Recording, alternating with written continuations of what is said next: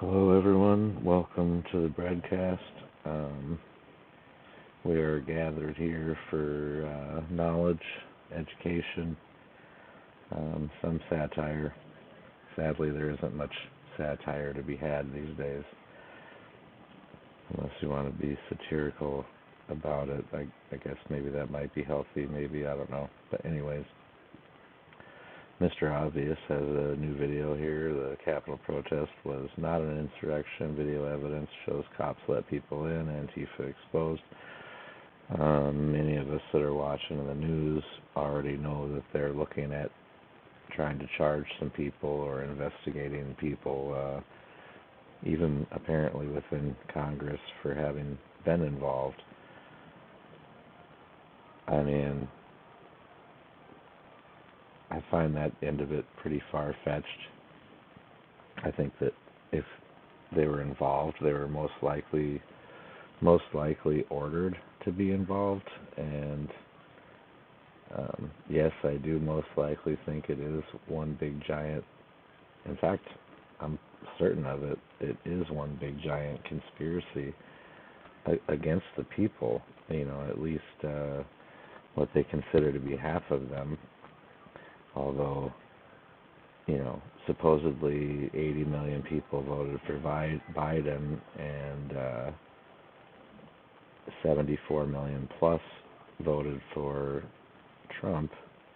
And those are supposed numbers. I think that if you flip those around, you would probably have what is the truth, in my opinion. However, yeah. So anyways, I do think there's something really big been going on this whole last year. I mean, everything that's been presented to us has been mostly bullshit, to be quite frank. Like, does COVID exist? Most likely it does, but it's not the type of thing that they're presenting it to be, and the death tolls are most definitely not accurate, and I doubt that, and look at the number of people infected. The bottom line is that it's not qualified to be a pandemic. I mean, come on, until there's people wheeling carts up the road saying bring out your dead, it's really not a pandemic, some sort of, if you want to consider the flu to be a pandemic or an epidemic forever, as it's been around forever, and you want to create one more war against something that never ever ends, well, then I think they've been successful, and they've proved that people will actually adhere to their mandates, their unconstitutional mandates, to some degree. It's been my belief pretty much all along since February of last year, that we have been all involved in a live test, more or less. And I believe that, whether it be a test or whether it be one giant conspiracy to end America and push in the New World Order, I don't think it's very debatable. You know what I mean? Like, they've been trying to do it on the down low for decades. Anyone that's been paying attention or is willing to see the truth, between the lies and the underlying currents of what's really going on, it's pretty obvious what we're dealing with, I think.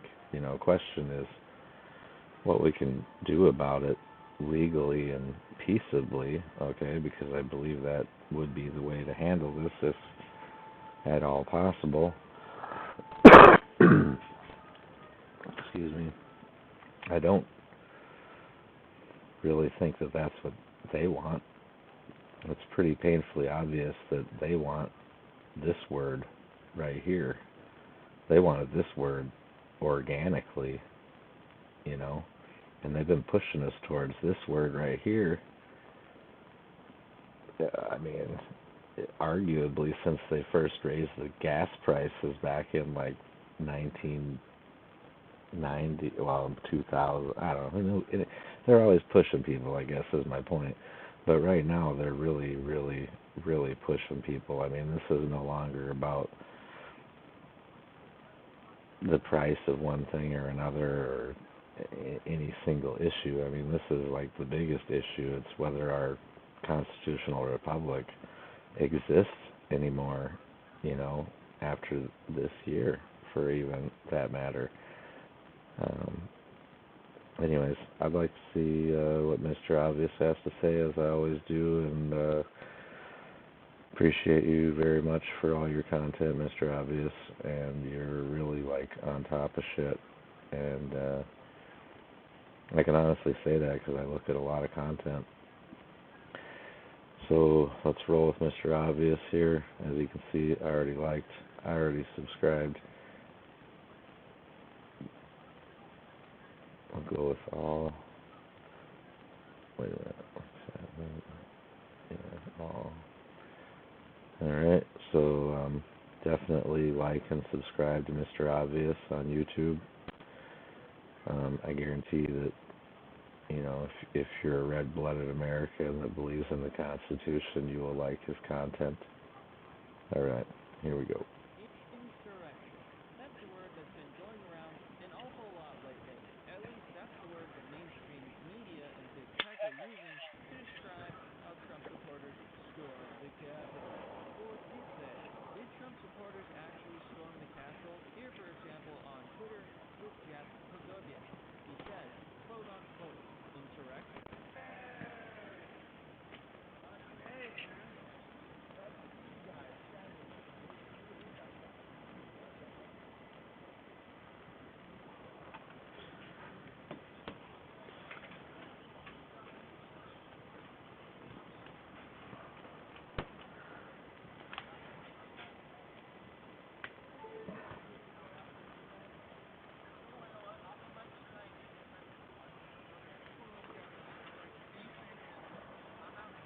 Does this look like an insurrection to you?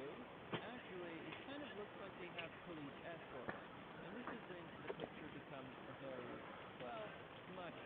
A lot of people were saying that when Trump supporters supposedly stormed, and I say that word very, not sarcastically, but it's not accurate.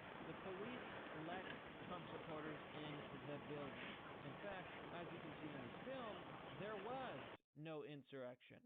And it is wrong to call it that. Did Trump supporters enter the Capitol building? Yes. Did some people get into scuffles? Yes. Was there some problems? Yes. However, this event has not been portrayed accurately. You cannot look at this clip and tell me that it was an insurrection, a rebellion, when the cops were literally guiding the protesters in a mostly peaceful protest. Now, I love the media because, I see all these news reports and they keep saying, well, 5 people died, including one police officer. But they don't tell you how they died, right? 2 people died from taking their own lives, I believe. I believe 2 police officers died, and one of them, it was been reported, was hurt in a fight. However, they later died from a stroke.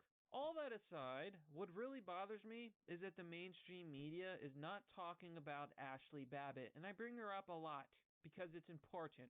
Ashley Babbitt was a 14-year Air Force veteran, mother of, I believe, 2, possibly 4 children.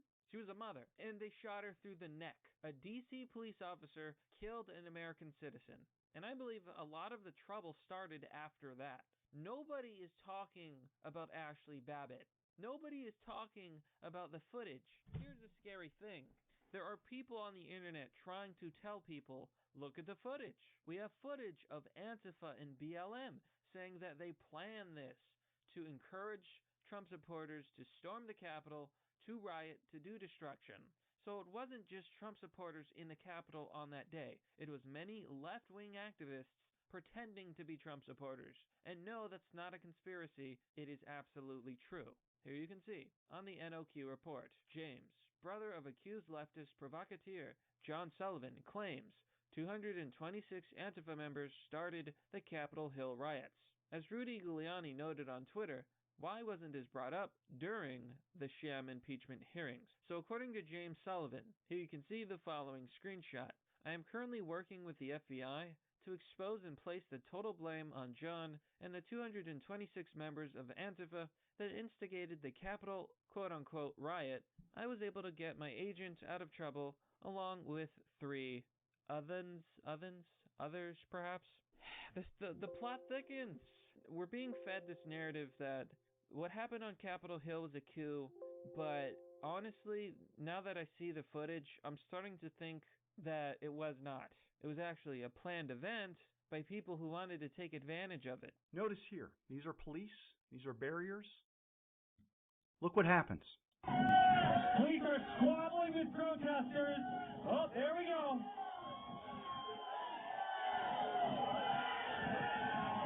And they just reached the Capitol again. Those are police not being shoved aside. Those are police removing barriers. And you have a gentleman waving in these protesters, some of which, admittedly, are Antifa members, some of which are likely misguided Trump supporters thinking they can go inside the Capitol. It's likely a combination of both because the facts bear that out. So you guys saw the following footage.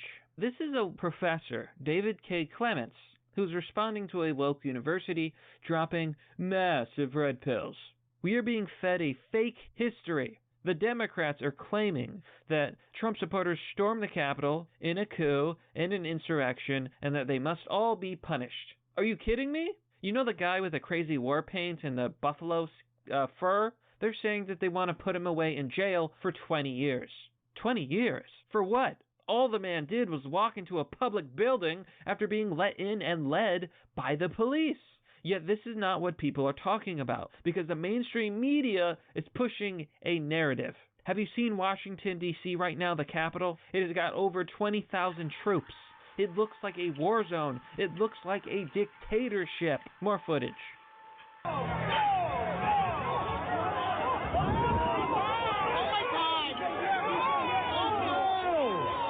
Did you see that? He was waving them in. One marked state trooper vehicle, 2 black SUVs. There's 3 state trooper vehicles escorted, 4 Antifa shuttle buses right here front center. This is all footage from on the ground on the day, January 6th, and it paints a very different picture of what happened. Now, I have a rather pessimistic theory on how it all went down. It wasn't an insurrection. Well, actually it was, but not by Trump supporters.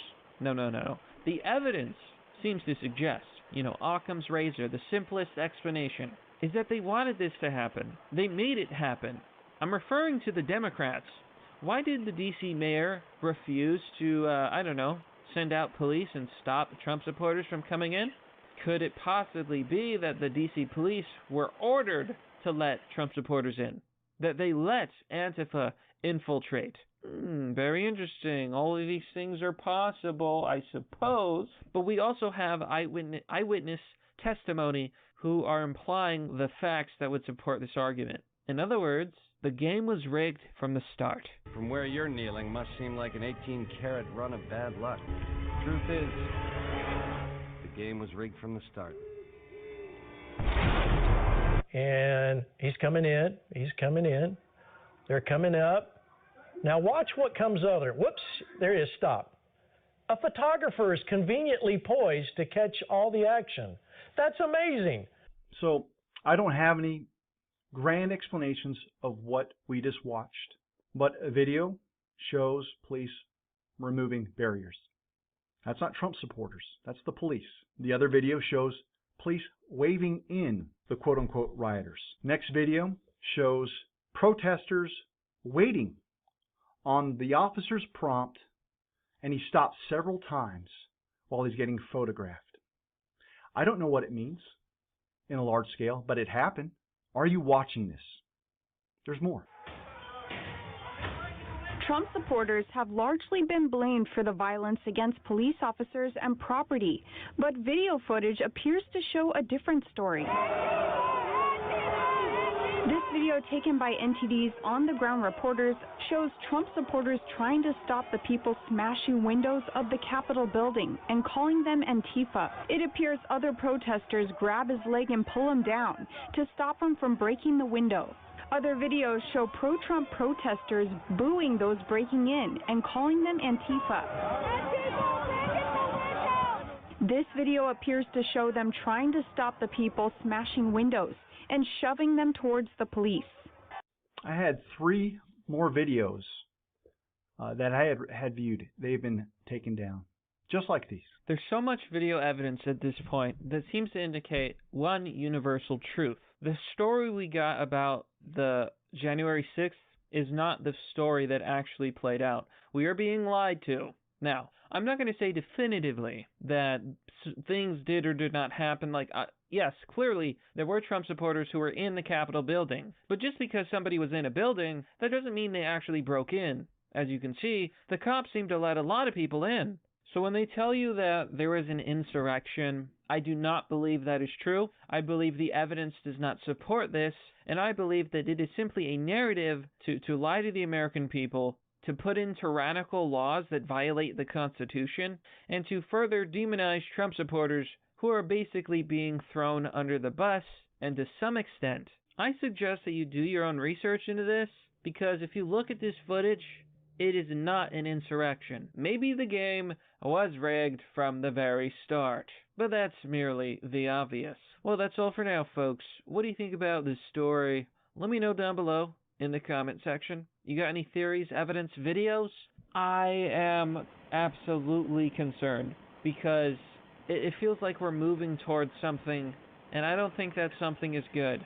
Why are there so many troops in D.C.? I think the Democrats are far dirtier and more corrupt than anybody could possibly imagine. And I feel like the only insurrection here is from the Democratic Party.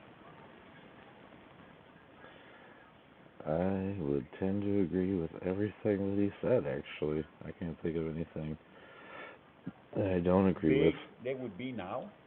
How big would they have been? Insurrection. That's a word that's been going. So once again, thank you, Mr. Obvious, for sharing the truth, as always. A great patriot. I love you, man. I hope that nobody else gets taken down, for one thing. And I'm praying for you, man. Because, it's the greatest voices that really are great voices that have experienced a lot of strife, you know what I mean? It's not the Alex Joneses that end up on federal indictments and stuff like Millie Weaver did. So yeah, God bless Mr. Obvious, and God bless America, obviously. I am going to, we're going to do some more, because I don't want to be just clomming on his stuff here. And Tyrannism is supposed to be live right now, but he's another one that I like. Shout out to him too, man. Although, I am also praying for him, because, in fact, both Mr. Obvious and Jaron are atheist, to the best of my knowledge, and they're both such great people that, they would make some of the strongest Christians ever, as I believe, they would be some of the strongest Christians ever. They really would. And I hope that they are someday. And I'm praying that everybody learns the truth in that way. Alright, this is 5 hours old. I'll catch some news action here. This is an urgent message for U.S. citizens. Did you know over 12 million undocumented immigrants live in the United States? And if the far left has their way... I bet it's more than that. Newt Gingrich laying the smackdown on Nancy Pelosi, exposing the real reason why she's gunning for impeachment. I've got the details. Before we go further, if you're new here, tap the red button down below to subscribe, and then hit the notification bell when you do. And always remember, you can access next news They got him talking like a chipmunk a little bit here. It's like sped up. I don't know if anyone else has noticed that, but I know what Gary Franchi, my bad. He does kind of look like a Mr. French, don't he? To be like Mr. French's kid. Anyways, Gary Franchi, thank you for sharing truth, man. And this man is a Christian. Very, very heartfelt statement when Trump got the vid. Definitely exposed the real Gary Franchi, and I was in the middle of the night out of sleeping, which was also, I thought, very cool. So let's see what he's got to say. Hopefully the audio will correct itself or something. Networks ad-free, uncensored, bonus content, and exclusive interviews. nextnewsnetwork.com. I hope to see you there. John Hanson from the Political Insider reports that Nancy Pelosi was asked in a recent interview why Democrats insisted on pushing for another impeachment of President Donald Trump. And she acknowledged that her motivation was to prevent Trump from running again. But there's more. Pelosi admitted that one of the motivations that people have for advocating for impeachment was such. Former House Speaker Newt Gingrich, however, seized on the comment as the real reason behind the Democrats' lightning-quick attempt to impeach President Trump for a second time.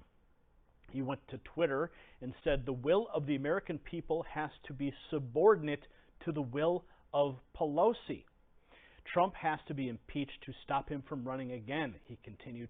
Pelosi fears the American people might pick him if they were allowed to. What a formula for expressing Washington's contempt for the people, he finished.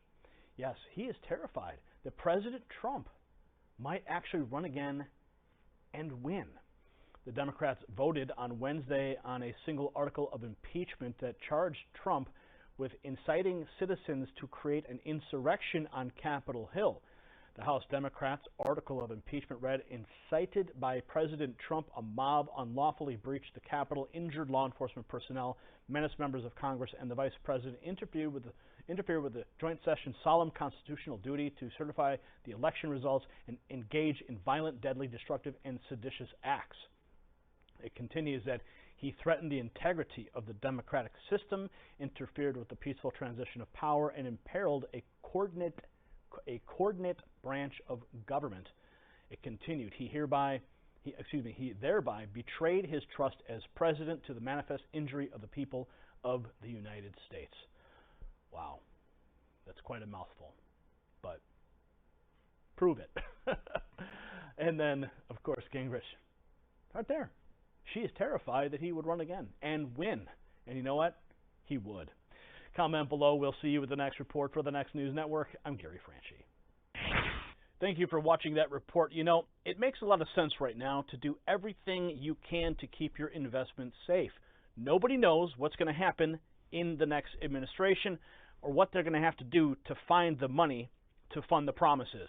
And because Noble Gold has helped thousands of investors keep their retirement funds safe from Washington, the media is always quick to point out the second a Trump supporter steps out of line, especially after the events at the Capitol last week. But what about what just happened at the Capitol? How come we're not hearing anything about it? Well, break that media blackout today at the Next News Network, and I'm going to show you what happened at the Capitol that no one's talking about.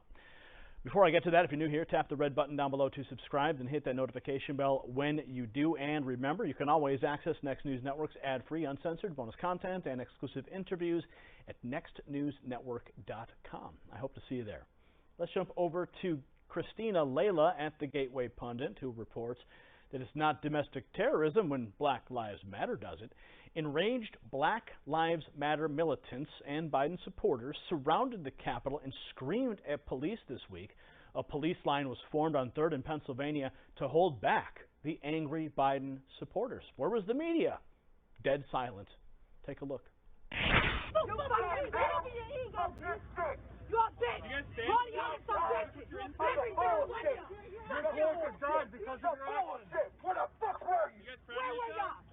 Where's all this energy at?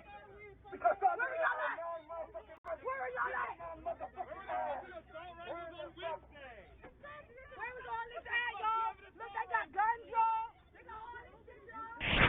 They got guns drawn? I didn't see any guns drawn. Maybe on their hip. Wow. But no, of course, the media completely silent on that, right? They state here that the Capitol Police threatened to detain the protesters with zip ties if they didn't vacate the restricted area. Again, no media coverage. Watch. The zip ties right here. Getting the zip ties ready here. No media outlets reported on this. And again, this exposes the double standard for all to see. Comment below. We'll see you at the next report for the Next News Network. I'm Gary Franchi. Thank you for watching that report. You know, big name internet service providers and other third parties, they monitor and sell your internet activity and your browsing history.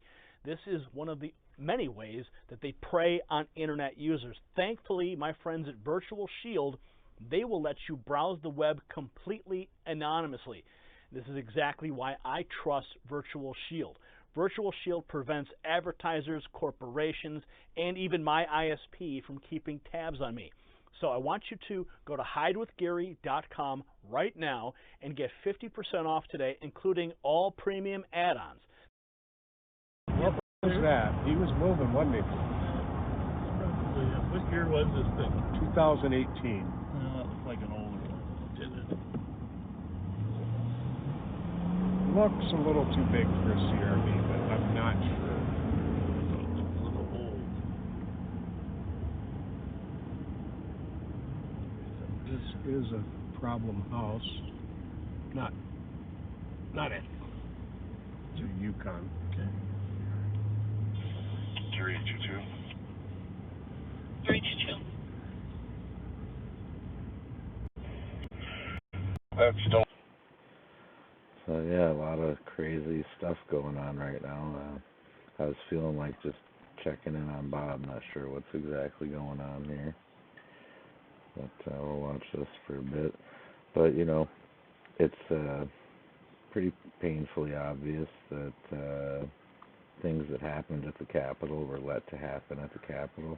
It may be debatable on who let things happen at the Capitol, but I'm going to say, in my opinion, that considering the fact, like Mr. Obvious said, that both Nancy Pelosi and Mitch McConnell turned down extra assistance, said that it wouldn't be necessary. I mean, does that not sound like a stand down order in its own?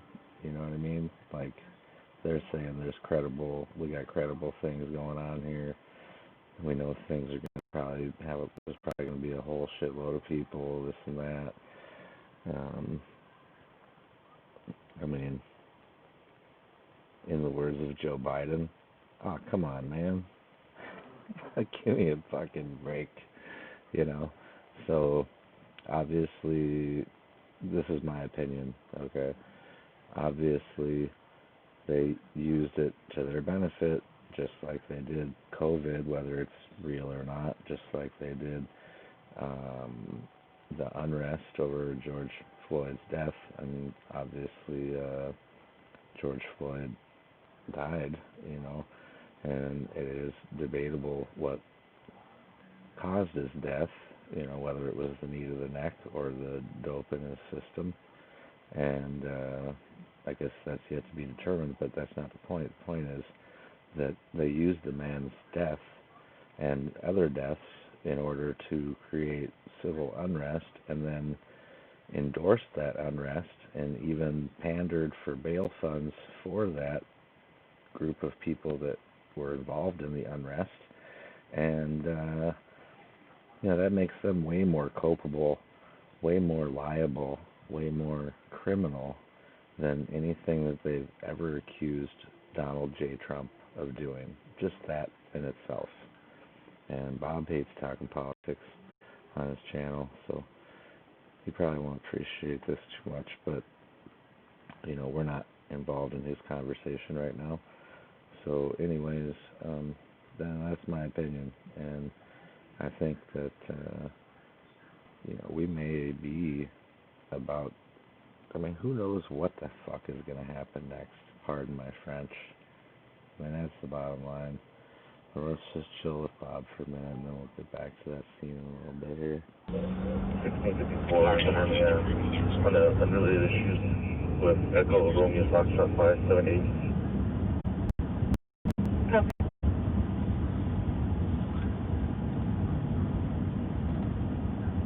There's a kind of a medallion right beneath us one year in the channel between Keller and Salem.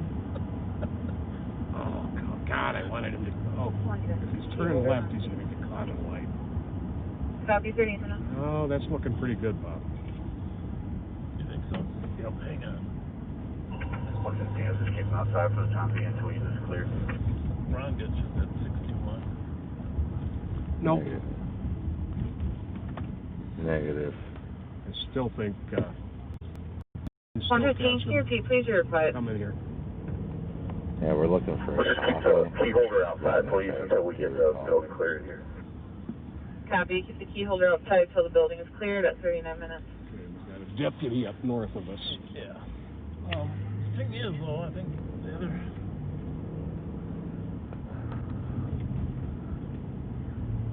Get to that roundabout, we'll sit there for a little bit.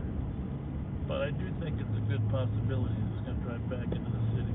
Mm-hmm. Where they know they don't chase.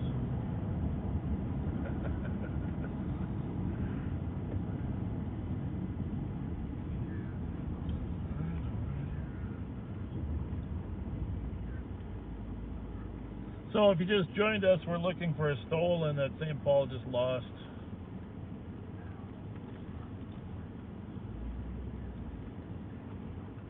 Nope.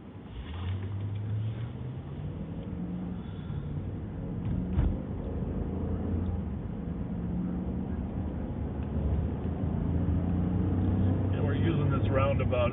If it went north on English or north around the lake, you would come out here in Maplewood. But it's getting to be more and more likely that it dipped back into St. Paul. Just because of the timing, right? Mm-hmm. So, another couple minutes, I think we gotta assume we should go back into the city. Should we do a quick check of that holiday on English? Which one? The holiday on English. Sure. 163, I copy your note to 568 Lexington. It's going to be unit number 2. There's a 911. Where there was a female there, either being beat up or beating someone up. She runs water all day and everyone's sick of her. 41 minutes.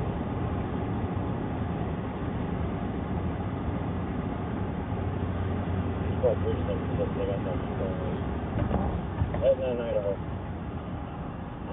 Etna, Idaho. Stolen vehicle at Edna, Idaho, unoccupied at 41 minutes. CD-194. One on mail from my location to RPD. So, PD at 41 minutes. They abandoned it at Idaho and Etna.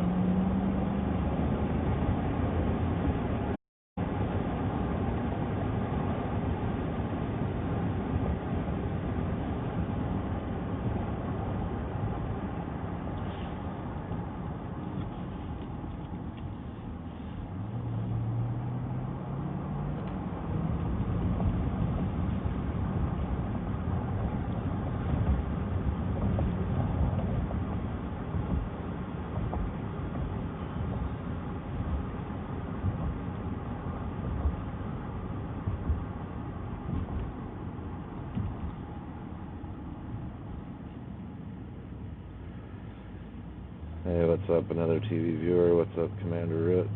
Good to see you guys. We always get suspicious if they aren't jumping into another I think car. we're going to bounce from this if something doesn't pop quick. I don't know, we'll stay with it for a second. Backseating with Bob.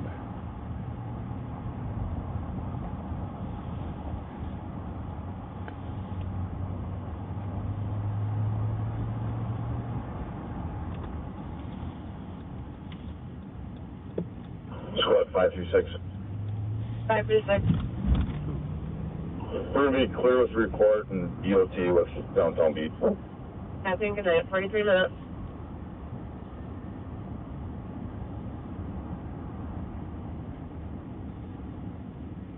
So, the suspects are obviously in the area somewhere on foot, or they've stolen another car. 361, check your status. Hopefully somebody didn't leave their car running.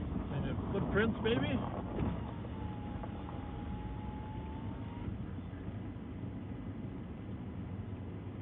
Three 6-1, check your status. Go for it. Copy, 44 minutes. As I've said many times, Bob is a cunning old buck. Is that it up there they're parked next to? I think so.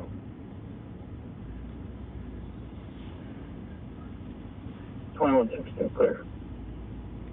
44 minutes. Any footprints at all or not? No footprints?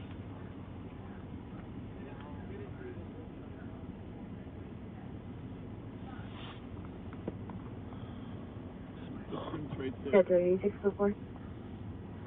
Code for 44 minutes.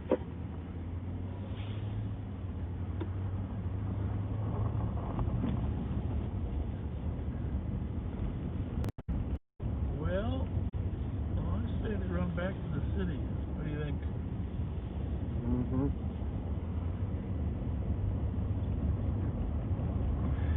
I'll take a break from Bob here. So, if you live anywhere around this area of Idaho and Etna and you got your car outside running, go get your keys out of it.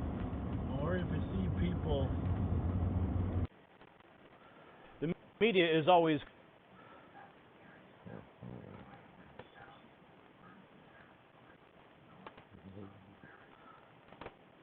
This is an urgent message for U.S. citizens. Did you know over 12 million undocumented immigrants live in the United States? And if the far left has their way, this number could very well double by next year. What's worse is Social Security benefits for 67 million U.S. citizens and counting could be put in jeopardy.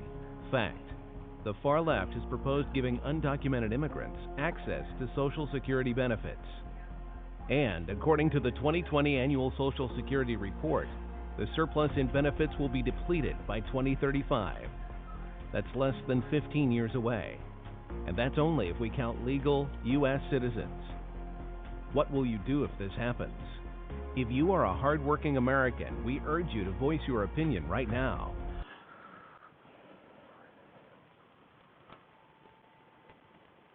Hmm. 8 hours, whoa, 22 hours ago. Good, let's go with 54 minutes ago.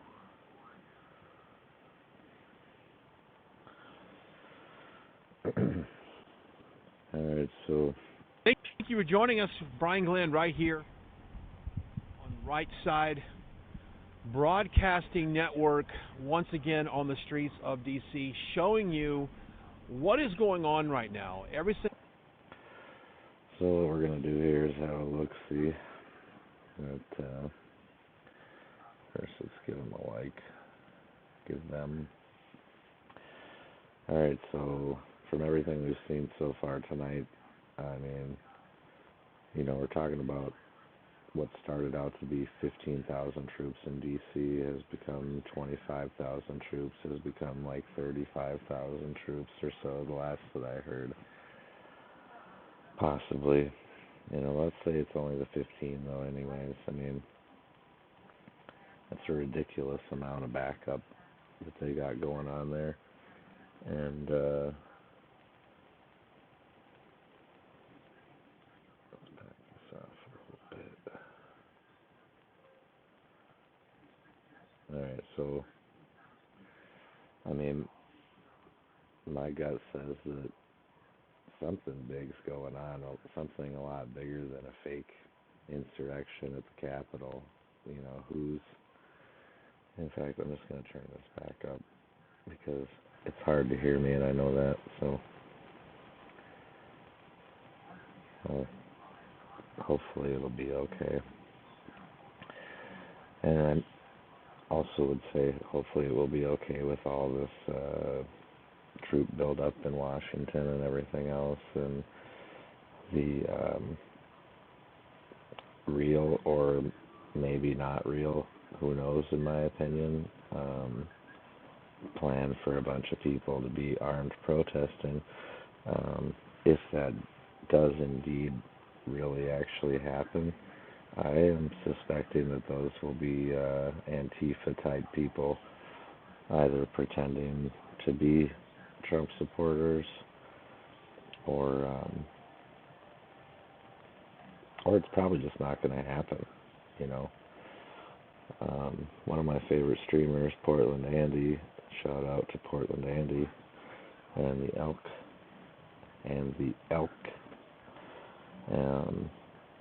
He's planning on being there.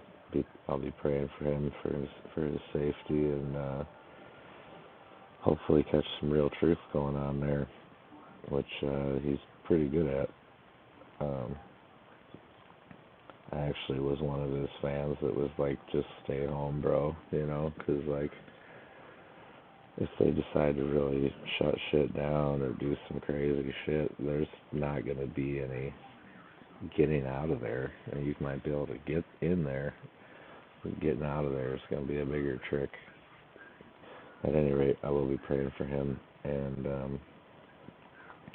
so let's take a look at Washington, D.C. So, you know, number one is everybody voted for George. If everybody voted for Joe Biden, like they say they did, you know, more than anyone in United States election history, which still is only, like, between both candidates, it's still only like half of the population of the United States, which is something that no one's talking about, in fact. But I think it's pretty disheartening that, you know, I mean, could it even be possible? I mean, what would be the possible reasons why half of the population wouldn't be voting? But then there's maybe a bunch of dead people that did, you know. And obviously there is some, because, like, it's not even hearsay. It's, like, physical fact on some of it. But anyways, not to get into whether things are or what they aren't. It's not about what they are or what they aren't. It's about what they're doing to us. Okay, that's what it really amounts to. And I honestly, I don't know any better than anyone else what is about to happen next. The whole last year has been pretty much a surprise, and I'm the type of person that's been studying outside of the box, so to speak, for a long, long time. You know what I mean? Like, I know that there's real conspiracy in the world, and that these secret fraternal organizations that exist in mass correlate, and that they operate together toward one goal, and that goal is one world power and globalism as it's known today. Neocons, you know, we could go real deep into that, and it really all boils down to one thing. It is actually a biblical thing, no matter who wants to believe it or not. And you know, no matter what, we're getting closer to that, and you can see it. You know, like, when America being America anymore is in question, that I've known for a long, long time, is that is like the key to their global puzzle, you know. Because as long as there's an America, you can't have a new world order. You can't have a one world order.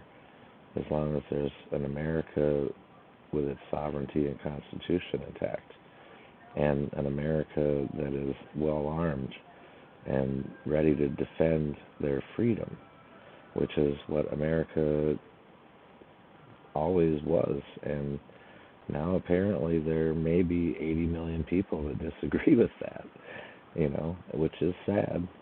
But, you know, I think that most of those people that do feel like they disagree because they don't really know any better, and so I'm not blaming them for that, other than the fact that it would be better if everybody was more learned and more open to seeing what truth is or isn't in reality. And as a Christian, I would have to say that maybe, just like the Bible says, all these things have to come to pass. And that's just a fact, But the red-blooded American in me and the human side of me, the non-spiritual side of me, wants to see our country continue to exist in the way that it should be, which I believe it hasn't been for a long time, which is a constitutional republic ran for and by the people, and not the government running us with mandates about how many people we can have in our house and whether we have to have a face covering in order to do business, or in the future whether we might have to have a vaccination card in order to be able to work or socialize or travel or do anything, like that's not America, Jack, and anyone that thinks that that is what America should be, I think should take a better look at what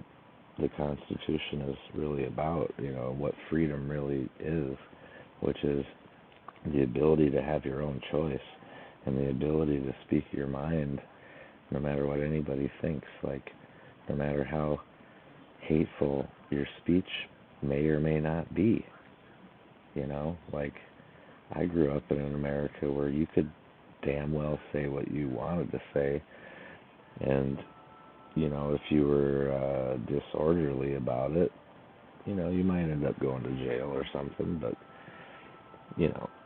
these days they'll try to take your job, maybe even your life. I mean, it's just if they took someone from the 1950s, and just like time teleported them to today, they would be like tripping, just even the amount of nudity and stuff probably in movies, let alone all this other crap. But anyways, I'm rambling on now, and I apologize. Let's have a look at DC, and I would also like to say beforehand that I am a Christian first and foremost, and I know that God is in control of what is happening.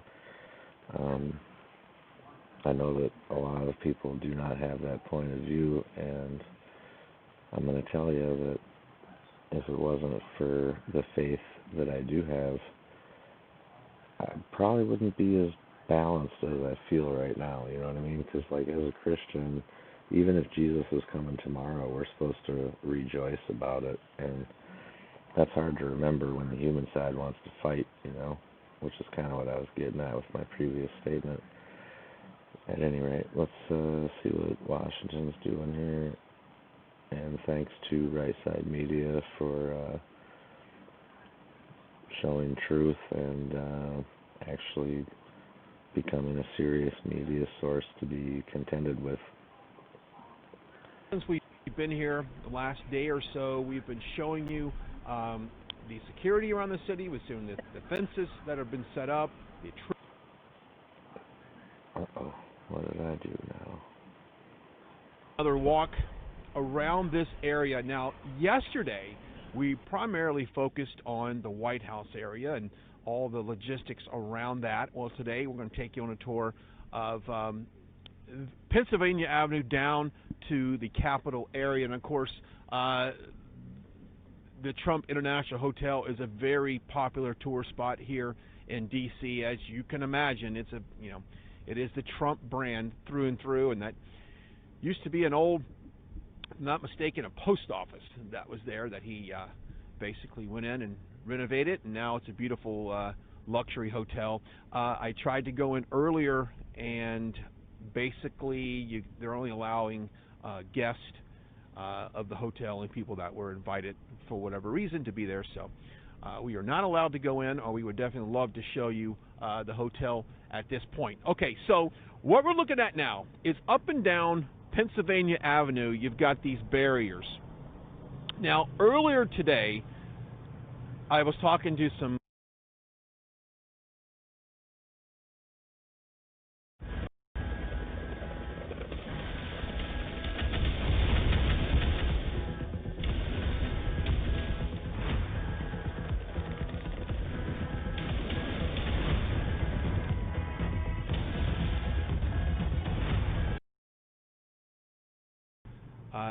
on Inauguration Day, this whole area would be shut off to pedestrians, that it was not allowed to, it was just basically completely shut off. I was just told about 10 minutes ago that that's not the case, that on Inauguration Day, they will allow people on the sidewalks here, but then once it reaches capacity, they will back that off and not allow access at that point. But so I'm getting two conflicting reports here. It is set up, if you will, to look like a parade route. That's what this is set up to look like. But I've been told earlier that the parade route will not pass in front of here, that it will primarily focus down in front of the Willard and just right out in front of the Department of Treasury, which is right down where you down there. That is Freedom Plaza. I'm not quite sure exactly what those tents are for. You can't get to that area. There's a lot of places here in D.C. that are fenced off that are just for, I guess, military operations or whatever here in this area. So it's definitely a place that civilians like myself and even in the media, I guess, are not allowed to go to. So I don't really know what's going on down there, but I can tell you what's going on down here, and we'll walk and talk, and perhaps there's more people out today than there were last night. Obviously more people out now than there were this morning as well. I was able to walk a little bit today, and if you followed us on Facebook, you might have saw a little bit of that. Not a whole lot of people out this morning. But as the day has gone along, there's a lot of people that are very curious to what exactly is going on right now in Washington, D.C., as now we are standing right in the middle of Pennsylvania Avenue and 11th, and we will continue to walk down Pennsylvania Avenue to show you what this area looks like right now. Now, Gage, I do want to show these flags real quickly. When I walked out here this morning, and by the way, the flags look beautiful up and down Pennsylvania Avenue. They've done a great job really tying in a patriotic feel, if you will. But there's a second flag on there, and I was not familiar with that flag. And at first it raised a lot of questions, as you can imagine. I was told that is a flag of D.C. So the flag of D.C. is displayed up and down Pennsylvania Avenue. Now, obviously, we're in Washington, D.C. It kind of makes sense to fly the flag, but is there any symbolism there? I know there's been a lot of talk and chatter about Democrats wanting to make D.C. the 51st state, so I don't know if that's a little bit of a symbolic gesture there or not. I don't want to try to guess on that. But anyway, beautiful shot right now, looking towards the Capitol. Weather-wise, it's about par for this time of year in our nation's capital. Highs in the mid-40s, light wind, a little bit of a chill. Then once the sun goes down. Okay, we're going to have to back this up a little bit. Dude did just show a secondary flag in between the two American ones with just white and red stripes that he's speculating may be what they considered for a new state flag, and I'm going to say I have to agree with that. Let's back it up just a couple of seconds here. That should be good. Straight. So I don't know if that's a little bit of a symbolic gesture. I was told that is a flag of D.C. So the flag of D.C. is displayed up and down Pennsylvania Avenue. Now, obviously, we're in Washington, D.C. It kind of makes sense to fly the flag, but is there any symbolism there? I know there's been a lot of talk they don't have and their chatter own about flag. Democrats wanting to make D.C. the 51st state, so I don't know if that's a little bit of a symbolic gesture there or not. I don't want to try to guess on that. But anyway, beautiful shot. Yeah, well, when you hang a flag, you're claiming things, just like the United States flag claims the United States. That flag is claiming something. So if it's not claiming some kind of state sovereignty, then what the fuck is it claiming? Pardon my French. And yeah, I know I said I'm a Christian and I just cussed. But, you know, we all become more solid Christians.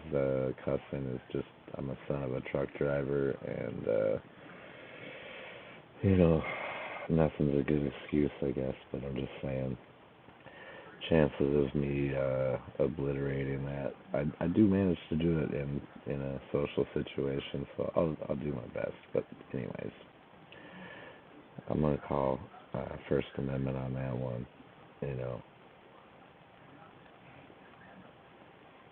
All right, now looking towards the Capitol. Weather-wise, it's about par for this time of year in our nation's capital. Highs in the mid-40s, light wind, a little bit of a chill.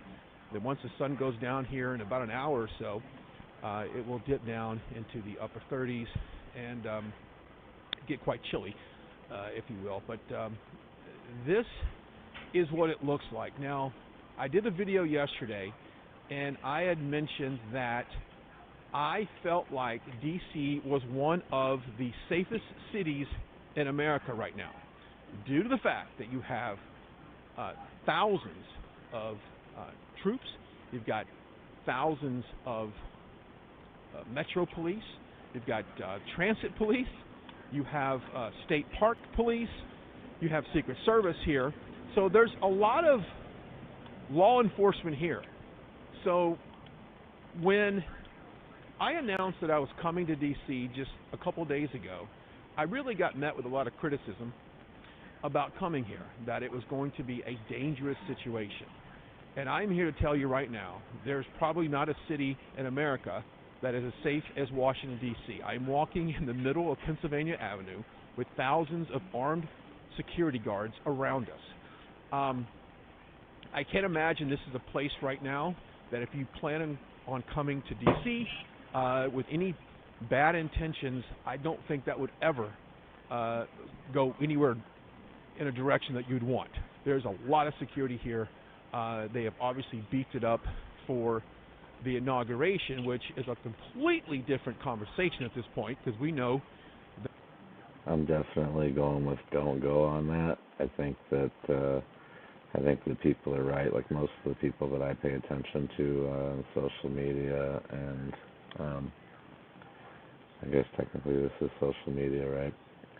Too, but viewing platforms, I don't know what the hell. Anyways, everybody's saying don't get involved, stay home, and I think that all of Trump's real supporters actually know that he wouldn't want any more problems.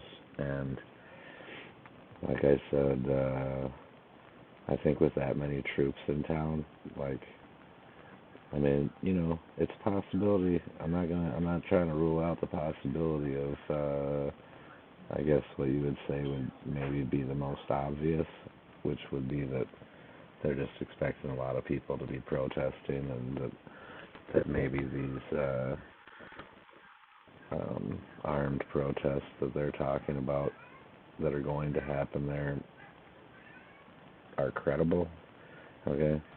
Assuming all that, then maybe it might be kind of overkill and intentional overkill to make sure that things can be dealt with. Or, you know, my number one gut feeling is that something else is going to happen, and I don't know on whose behalf. I mean, like, number one answer, since it's the left that's correlating and corroborating, and that is socially acceptably, apparently allowed to just get away with anything and everything, up to and including the possibility of the big E that we just had, if someone's planning something dastardly, I would say it's most likely them. And since they always cry wolf about the exact same thing that they're already doing, and they're the ones that are talking about Trump being an insurrectionist and inciting, and that's what they were doing, and they were not only inciting and like welcoming, they even aided and abetted, and then at least one of those organizations that received over $10 million has kicked back a considerable amount, a very large amount to my understanding, back to the Democratic Party, so like they're basically, in aiding and abetting, they're investing in themselves indirectly. So, and all of this is like not really hidden, it's not really hidden. It's a matter of documented record. Question is, why doesn't anything get done unless you're like Martha Stewart or that Madoff character, or who else, that's that, Epstein, never made it to trial, obviously, and whether he took himself out or not, I think is very questionable to anyone with a reasonable thought process. But not to say one way or the other about how I feel about that, but I definitely would be leaning towards, like, I guess it's a who knows. I mean, would dude have been going down for the rest of his life? Probably, Would the cameras have been turned off then? I highly doubt it. So, I mean, that gives you a clue where I'm leaning. Anyways, but I think there's bigger plans in the work. I hope that they're for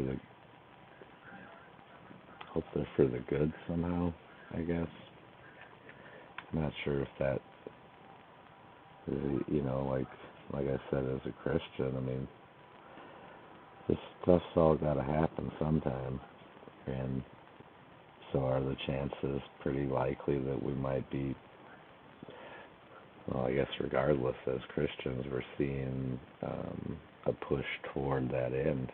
Like, if and like you people that aren't even Christians, I mean, the first book that most people pick up and read is Revelation, the Revelation of John, I believe. Anyways, about the end days and the times that anyone might end up actually living in, And I'm sure, and I've been saying it all my life since I've ever studied on any of this, that I'm sure that when World War II happened, there was a lot of Christians that thought things were going down. And I'm sure that when the Spanish Inquisition happened, I'm sure that there was a lot of Christians that thought shit was going down. And I'm sure that, many times the Napoleonic era, for instance, and then not only the Crusades themselves, but also Martin Luther's time.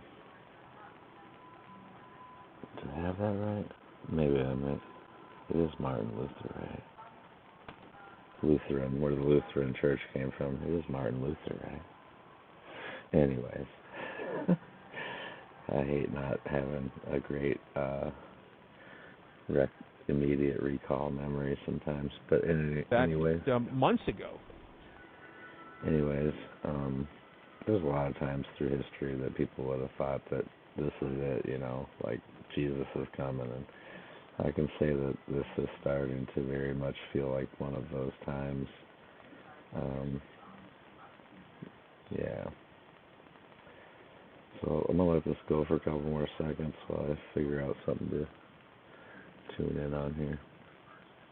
Biden publicly announced that he did not want a big public a ceremony here in D.C. Didn't want that due to health concerns. But the infrastructure laid out right now suggests that we're going to have a massive amount of people coming to D.C. for an inauguration. So is this an overreaction to the events of January 6th? Is this basically scaling up for inauguration? Is this customary that we're just preparing for millions of people to come support the Biden-Harris administration? I don't know. But all I know is it's locked down, it's fenced up, and it's secure at this point. Now we are walking towards the Capitol. What a great sight that is. And I was talking to somebody earlier about there's probably never time in history that we can walk down Pennsylvania Avenue, no traffic, and get these beautiful shots that we have right now. It is a very unique time at our nation's capital, and it's a time that I think none of us will forget. Obviously, the events of January 6th were tragic. We are not, as Trump supporters, we are not proud of that moment at all. President Trump has come out and condemned those acts multiple times. So obviously this is not something that we want to remember a part of his history, but it happened, and very different scene today than it was on January the 6th. I put up on social media as well the accomplishments from President Trump over the last 4 years, and it really is remarkable.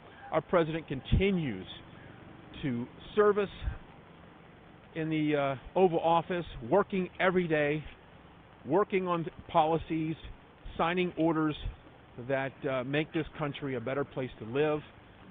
He's really been fighting for religious freedom and protecting our right to religion and making groups, religious faith groups, easier to basically exist in the world as far as banking and funding and things like that. So he continued to fight for us, and he will go down as the greatest president, I believe, in U.S. history. He has done so much for this country, and it's very interesting. And I said this earlier today. There's so many people that are against this president that when you try to have an educated conversation about his accomplishments, they just refuse to listen to that, and it's not debatable. So I encourage you to go to our Twitter, RSBN, on our Twitter page, or you can follow me as well at Brian Glenn TV. Go to my Twitter. I put that up. It's a great conversation starter for people that perhaps don't know much about the president other than what they've been told by the mainstream media. And at that point, we pretty much know the narrative there. We definitely appreciate you guys watching all of our videos. We have been putting up some tremendous numbers in terms of views. So we certainly appreciate that. That's an idea of the fencing. Now, earlier today, if I'm not mistaken, that section up to there was not there.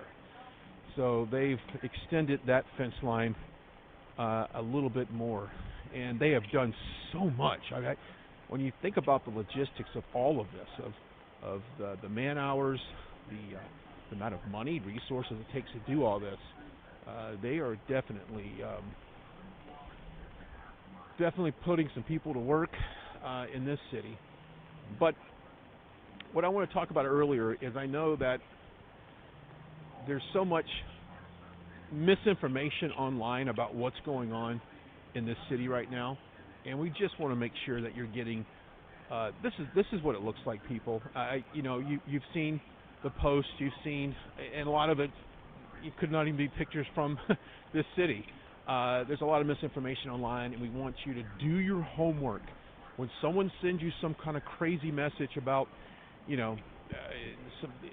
something that just seems absurd, I want you to stop and do your research and don't spread it, because that's very important that we do not spread misinformation of what's going on here in D.C. or perhaps what's going on here in the next couple of days. We want to make sure we keep everything factual and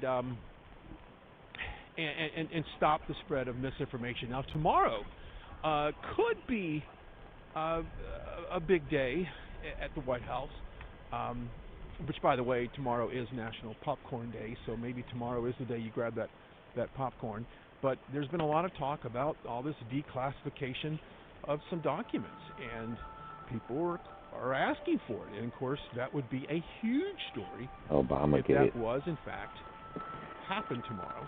And, of course, if it does, we will be there to bring that to you live. That is the Archives of the United States of America. I'm always at awe when I see the architecture of these buildings and the detail. Yeah, look at that illegal I really flag. am, no matter how. Look at this illegal flag flying here. I should try to see what that does represent. I'm sure we'll find out soon enough. 3 stars, 3 stripes, technically, white ones and 2 red.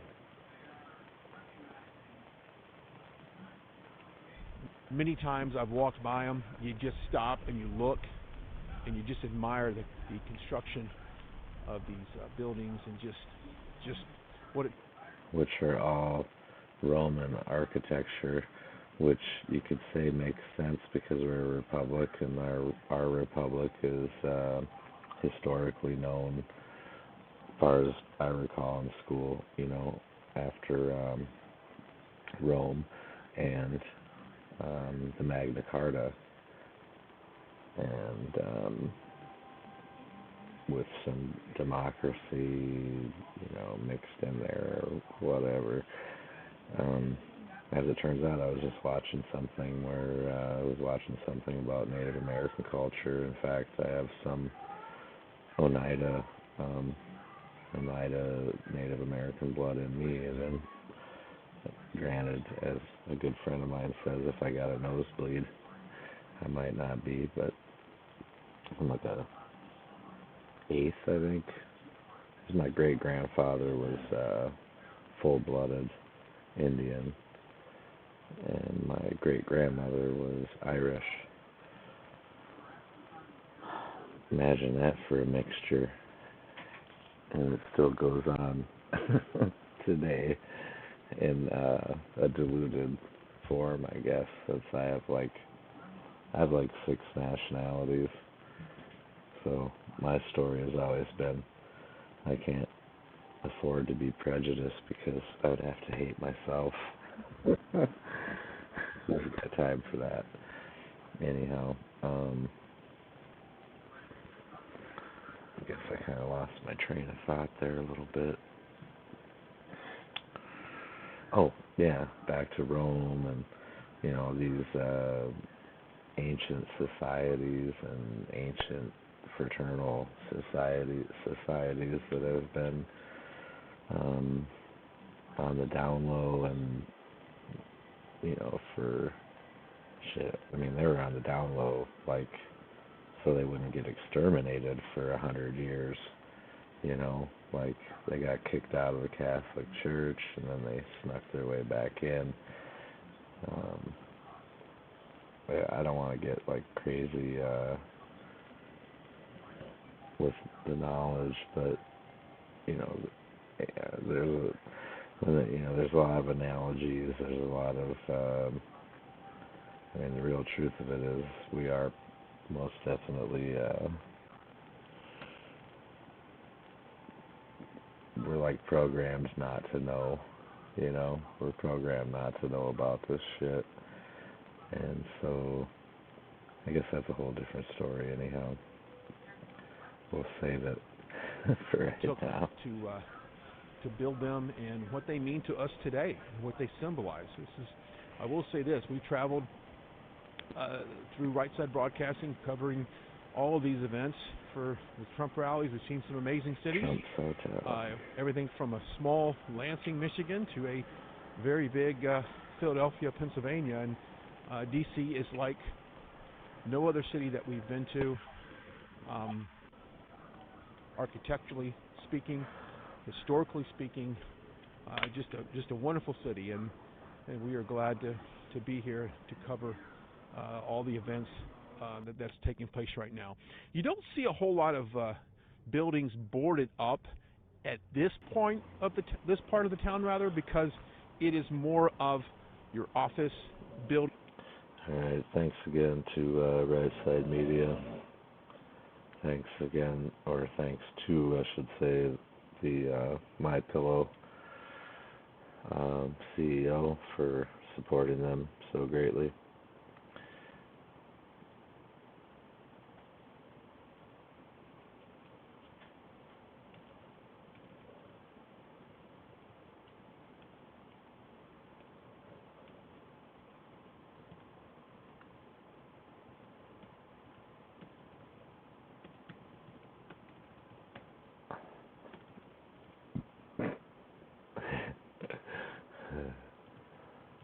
Maybe if I just take my time. Oops.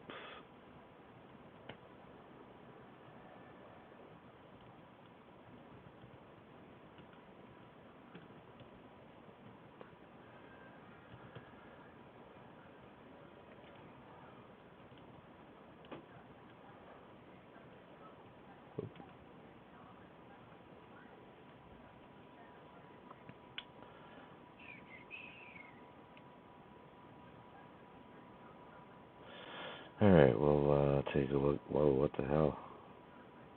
My internet's being really slow right now.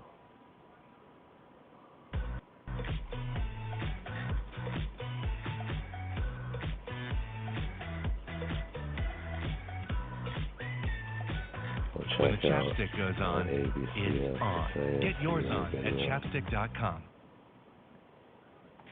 And it is a far different scene tonight in Washington, D.C., where a green zone perimeter has been established, roads shut down, and because of that video you just saw, the National Guard scouring for explosives and extremists, the incoming administration moving forward with the outdoor inauguration, and ABC's Kenneth Moten is there tonight. Tonight, extraordinary security in the nation's capital. Officials taking no chances. Military reinforcements arriving by the plane load. National Guard troops coming from every corner of the U.S. This mission is about protecting our republic itself. You're going to play a critical part in that at a time when our nation is in great need. The 25,000 troops in the city by the inauguration have their orders. Watch for potential threats. Look for explosives. Protect the Capitol. Authorities say domestic extremists pose the most likely threat. How serious is our country? You know, something just kind of dawned on me, okay, and that is that,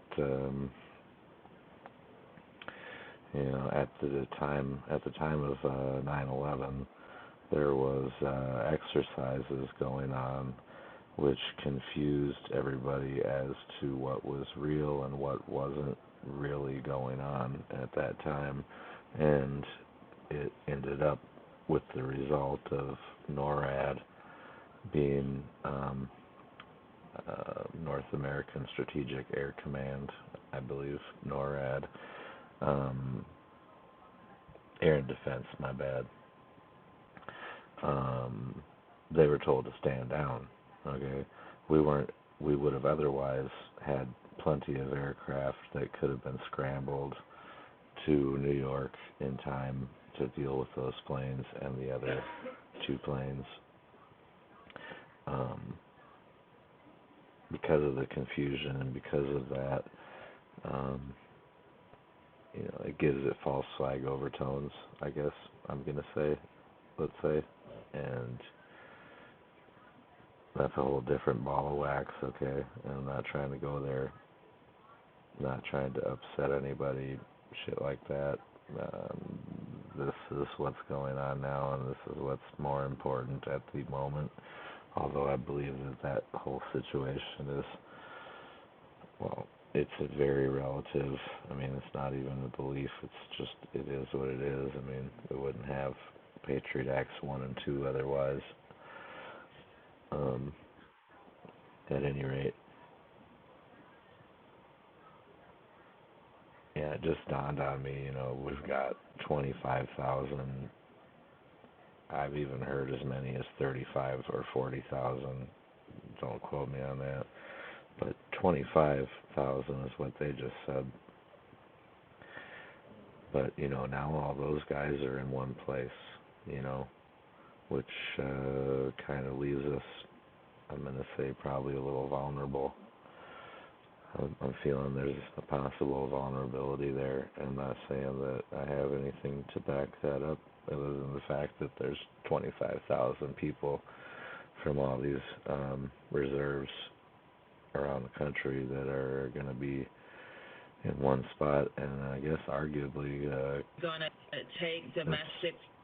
Considering, if you think about it, considering that there was hundreds of thousands of people that were in D.C. on the 6th, I could see how they might even justify that. And maybe it doesn't matter. It's probably most likely a moot point, but I'm just making the statement, so I don't have to say I've actually thought of that after the fact, but White extremism. And I think what we saw here last week is that we didn't take it seriously enough. Tonight, the large security perimeter or green zone already tested.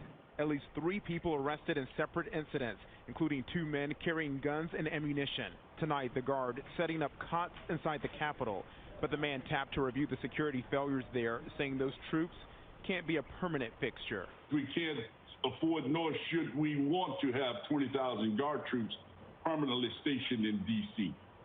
The fixes are there. How we harden that Capitol to make sure this never happens again. And we all hope so. Kenneth Moten joins us now from Washington. And Kenneth, despite the security concerns, President-elect Biden's team is moving forward with an outside inauguration. That's right, Tom. Biden's team says they're preparing for any scenario, but they believe watching Biden take the oath on those same steps where the pro-Trump riots occurred will send an important visual message about the resilience of this democracy. Tom?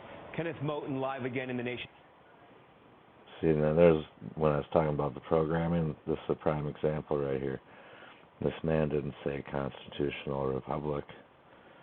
He didn't say a republican democracy. They've been programming the word democracy instead of republic for like the last 20 years now, since like Democracy Now! Became a platform. And no, sir, we are not a fucking democracy. We are a constitutional republic, and that's never been legally changed before the voters.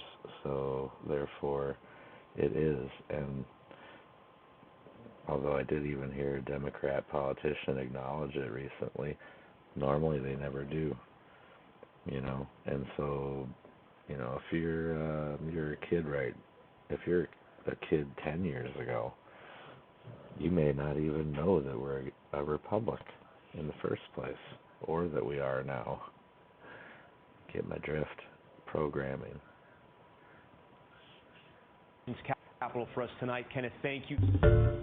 Hi everyone, George Stephanopoulos here. Thanks for checking out the ABC News YouTube channel. If you'd like to get more videos, show highlights, and watch live event coverage, click on the right over here to subscribe to our channel, and don't forget to download the ABC News app for breaking news alerts. Thanks for watching.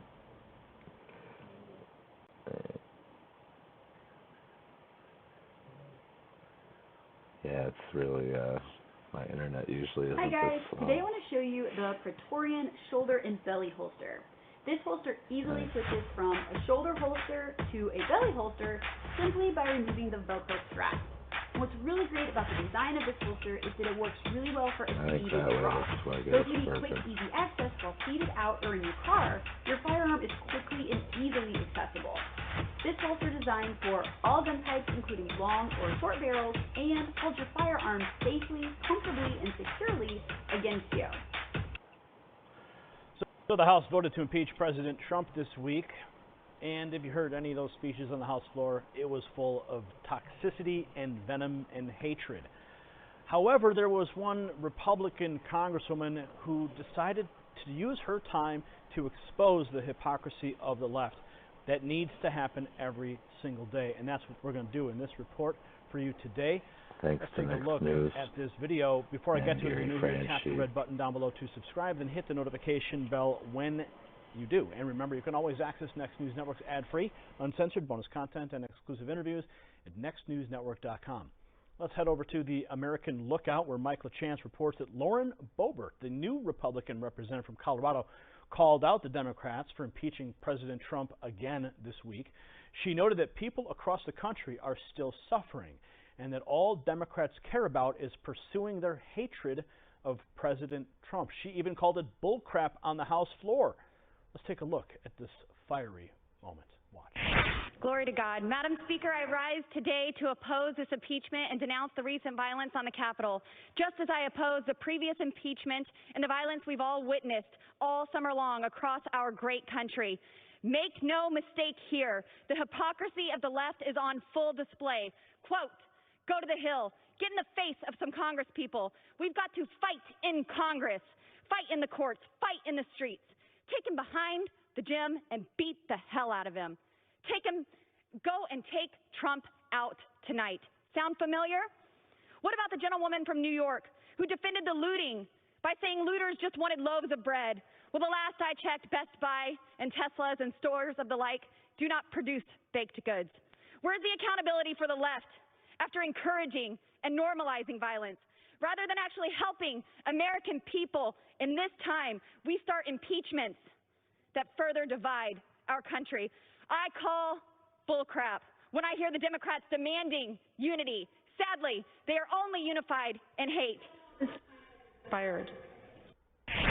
Yeah, they're only unified in their hatred against conservatives and the president. There's no question. In my mind, this woman is certainly going places. She also That was put this out awesome. on Twitter. She said, I voted against the frivolous impeachment sham today. It will be nice when Democrats can stop this foolishness so we can get to working on behalf of the American people.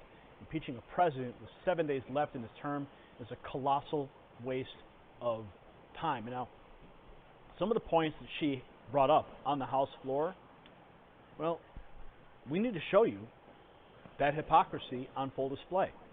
We've played this montage before, but it has to be repeated. Let's watch. I just don't even know why there aren't uprisings all over the country. Maybe there will be. People need to start taking to the streets. This is a dictator. You know, there needs to be unrest in the streets for as long as there's unrest in our lives. Enemies of the state. Show me where it says that protests are supposed to be polite and peaceful.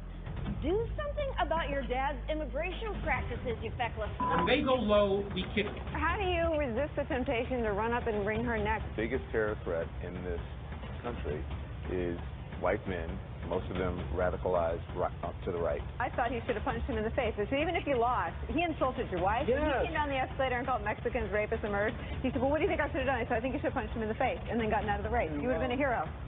I'd like to punch him in the face. I said if we were in high school, I'd take him behind the gym and beat the hell out of him.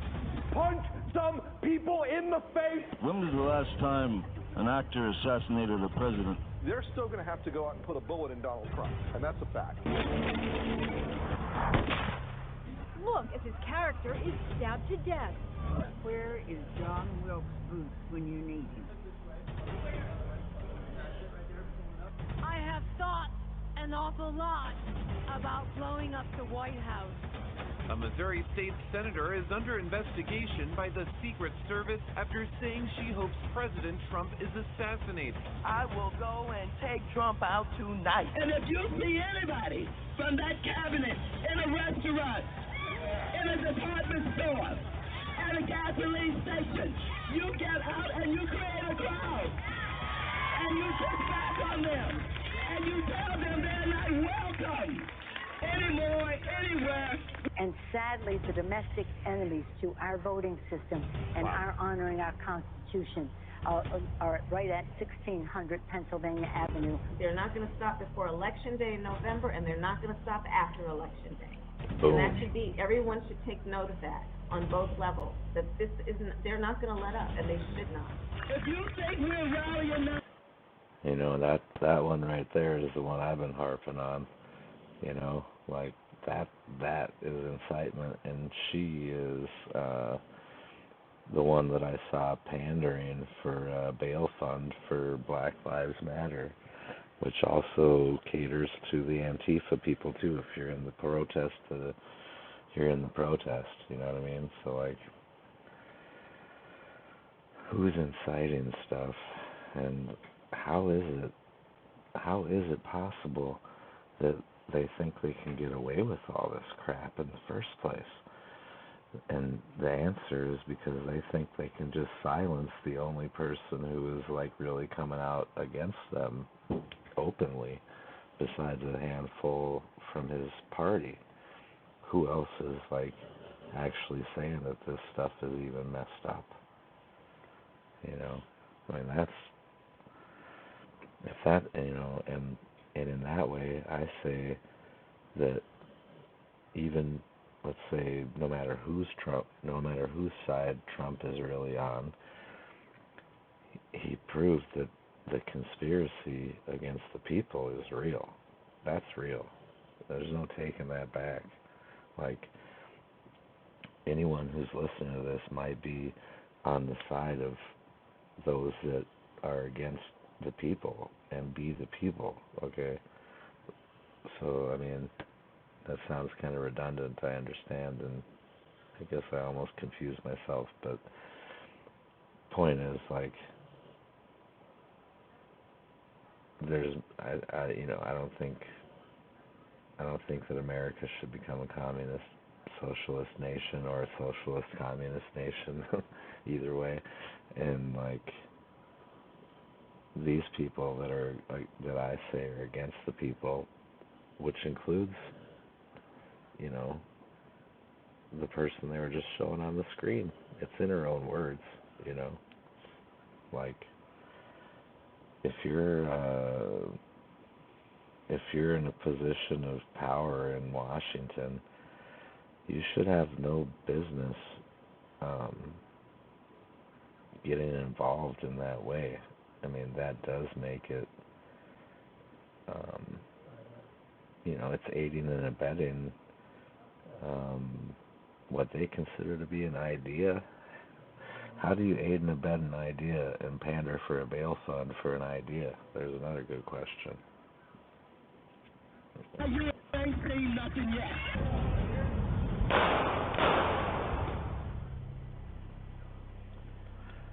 Yeah, that's the rhetoric. That's the rhetoric of the left.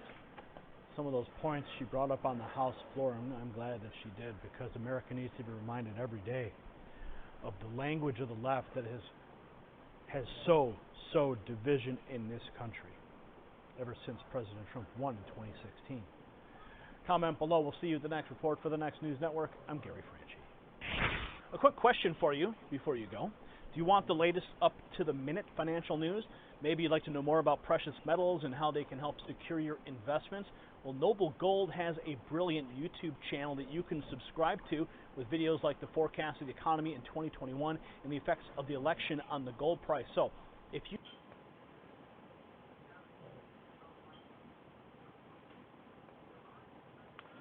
I mean, why should Raid is a free-to-play action RPG for both PC and mobile. There are over 500 more programming? GOP representative revealing what could have stopped the Capitol Hill riots. Yeah, just one little thing that could have happened, but sadly it didn't. I've got the details. Before I go further, if you're new here, tap the red button down below to subscribe, then hit the notification bell when you do. And remember, you can always access Next News Network's ad-free, uncensored bonus content and exclusive interviews at nextnewsnetwork.com. I hope that you will. Bronson Stocking from Town Hall reports that during debate on the impeachment article in the House on Wednesday, Representative Tom McClintock said that the lenient response to BLM and Antifa rioters over the course of several months last year may have actually contributed to last week's riot at the U.S. Capitol. The California conservative wore a face mask that read, "This mask is as useless as my governor," as he blamed leniency given to BLM Antifa rioters for likely contributing to last week's storming of the Capitol. McClintock pointed out that President Trump specifically told supporters before the riot to protest peacefully, and according to the congressman, the vast majority of them did. Watch. Thank you, Madam Speaker. You know, I didn't like the president's speech on January 6th either. I thought he was wrong to assert that the vice president in Congress can pick and choose which electoral votes to count. He was wrong to set such a confrontational tone in a politically tense situation. But what did he actually say? His exact words were, quote, "I know that everyone here will soon be marching over to the Capitol building to peacefully and patriotically make your voices heard," unquote. That's impeachable? That's called freedom of speech. Now, he also threatened to oppose candidates in future elections. And by the way, that was directed at Republicans like me who'd resolved to uphold the constitutional process and protect the Electoral College. Well, so what?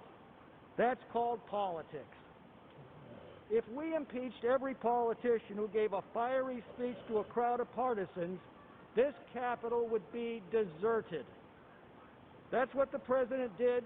That is all he did. He specifically told the crowd to protest peacefully and patriotically, and the vast majority of them did. But every movement has a lunatic fringe. Suppressing free speech is not the answer. Holding rioters accountable for their actions is the answer. And we are. And if we prosecuted BLM and Antifa rioters across the country with the same determination these last 6 months, this incident may not have happened at all. Now, they write the lawmaker has a point. Democrats weren't interested in strongly prosecuting BLM Antifa rioters last year. Democrats helped bail out rioters. Other Democrats, like Representative Maxine Waters, said that violence makes America better. Representative Ayanna Pressley called for continued unrest in the streets. Brian, we have that clip ready. We can from that other report. If you can bring that up, we should certainly play it again. It provides so much more context to this. Yeah, that's the one. We'll play it in a second here. Ayanna Pressley called for continued unrest in the streets. President Trump was impeached for a second time on Wednesday. Let's go back to those flashback moments when all the members of Congress and the media just literally called for violence through BLM and Antifa. Watch. I just don't even know why there aren't uprisings all over the country. Maybe there will be. People need to start taking to the streets. This is a dictator. You know, there needs to be unrest in the streets. Yeah, you see, already, I'll have to find this too. Where did I see it? Anyhow, the new congresswoman, new congressperson from Georgia, the blonde who had the assault rifle in her hand in the ad for her campaign, who I appreciate, not gonna lie. She is filing articles of impeachment on the 21st for Joe Biden for his dealings as vice president with the whole Ukrainian situation, and that's not in the mainstream news so far as I've seen. I haven't even seen these guys covering it. It was on OAN, in fact, and I can find it, I believe. Anyways, it was her on tape saying it. So on the 21st, those papers will be getting filed, and then we end up with who I refer to as Kamala Harris because her hands say so.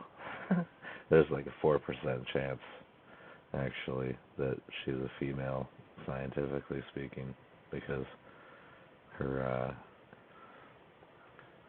her ring finger on her hand is longer than her index finger, which is very uncommon. And anyways, so many different cans of worms, and I'm not trying to get into that. It doesn't matter whether she is or isn't, I guess, other than the fact of it being, if it is,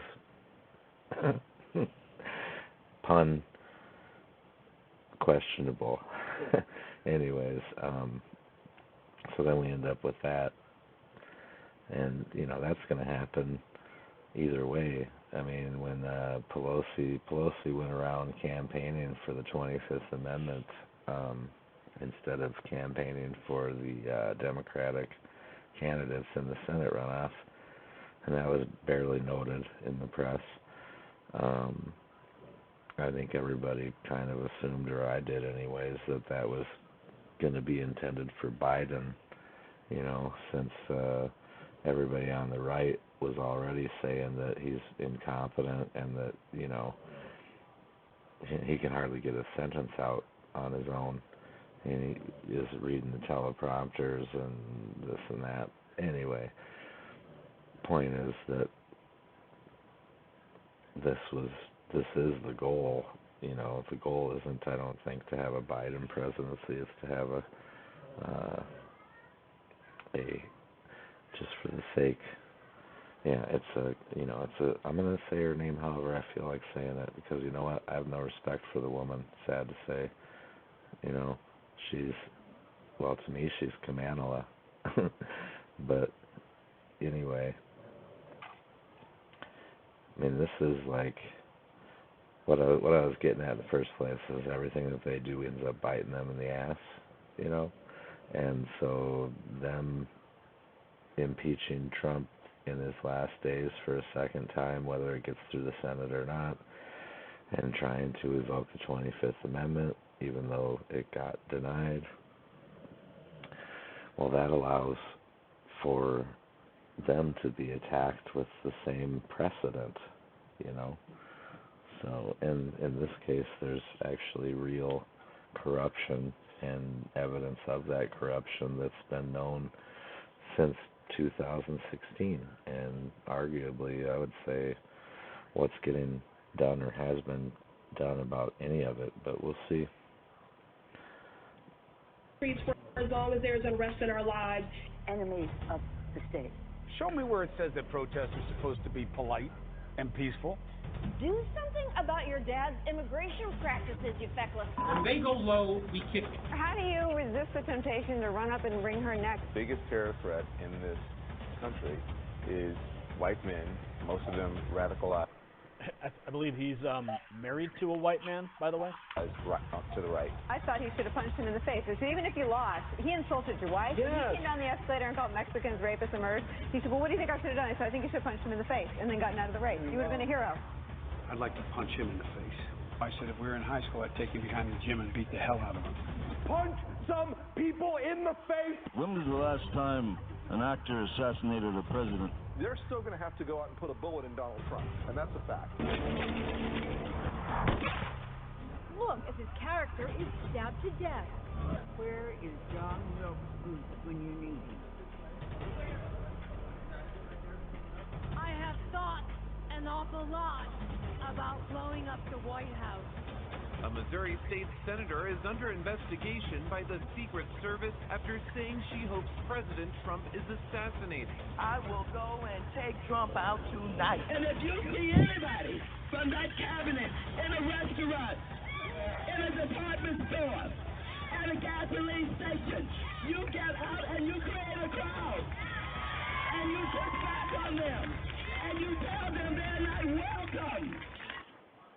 So, she literally, you want to talk about incitement.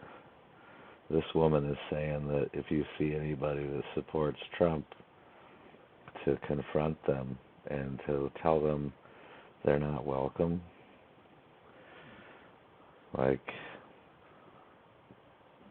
So once again, this is all, the whole thing is all in their own words.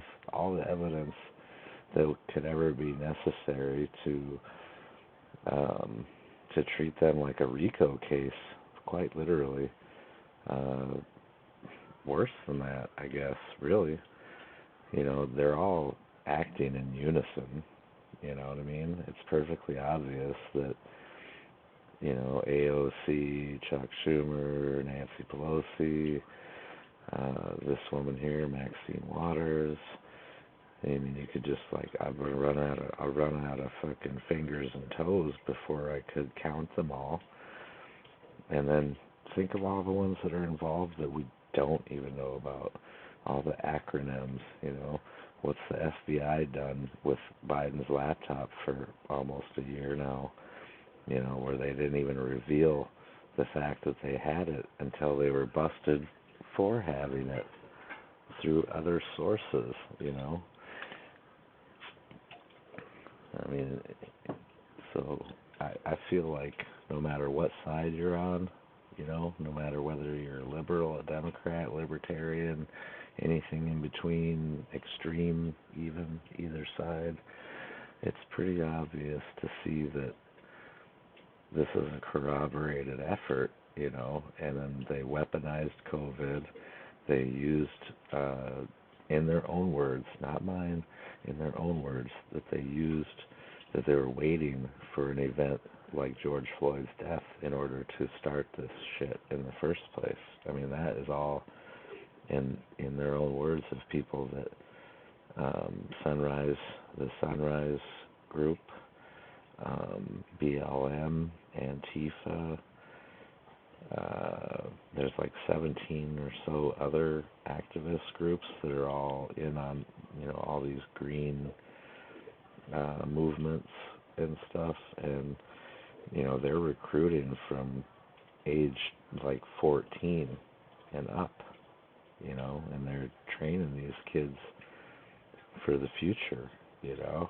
So like I feel like we're eventually screwed no matter what, you know what I mean? Because unless we really get into changing things right now and get people seeing what America really is, because like my dad was just telling me the other day, most of these, you know, most people that were, even people that were kids in the 90s, well, I guess maybe 2000, you know, post 9/11, let's say, you know, they don't know what, you know, like when I was a kid, if you didn't buy American, like it was frowned upon. You know what I mean? Like your tools were American. If my dad found a Japanese tool in his toolbox, he would sling it across the garage toward me. You know, I'd have to skip out of the way of it.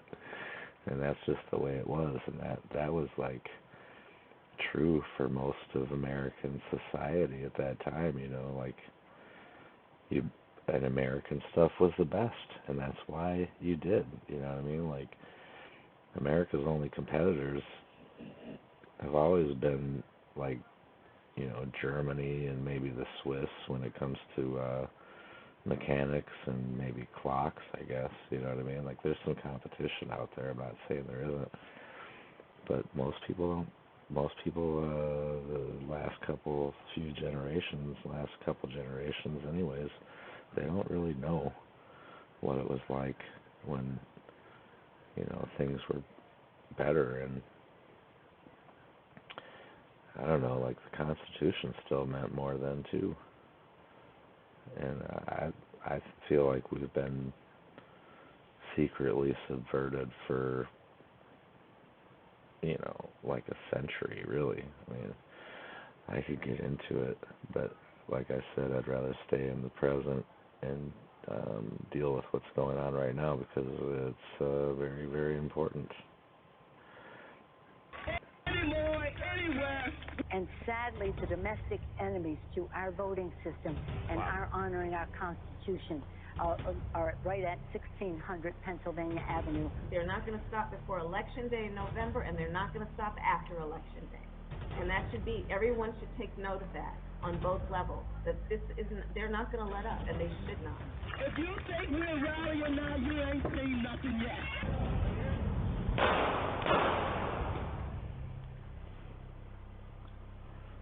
Talk about excitement. But no one No one is going after those folks for what they said. Comment below. We'll see you with the next report. For the Next News Network, I'm Gary French. Thank you for watching that report. You know, it makes a lot of sense right now to do everything you can to keep your investments safe. Nobody knows what's going to happen in the next administration or what they're going to have to do to find.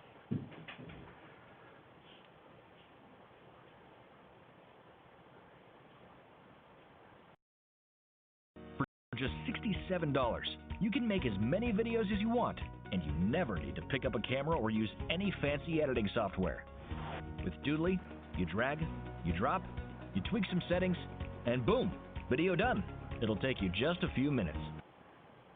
That headline involving Vice President Biden and his youngest son discharged from the U.S. Navy after failing a drug test. But it's a little hard to believe that Burisma hired Hunter Biden to resolve their international disputes when he could not resolve his own dispute with Hertz rental car over leaving crack pipe in the car.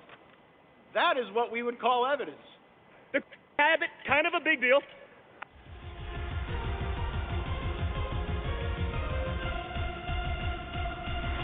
Veritas. Hunter's smarter than all of us.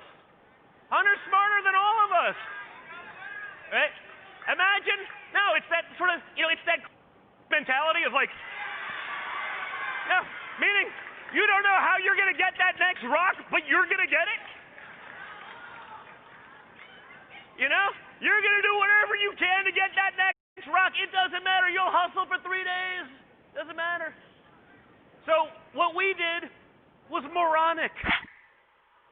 We were actually international business people before my father got involved in politics. That's actually what we did.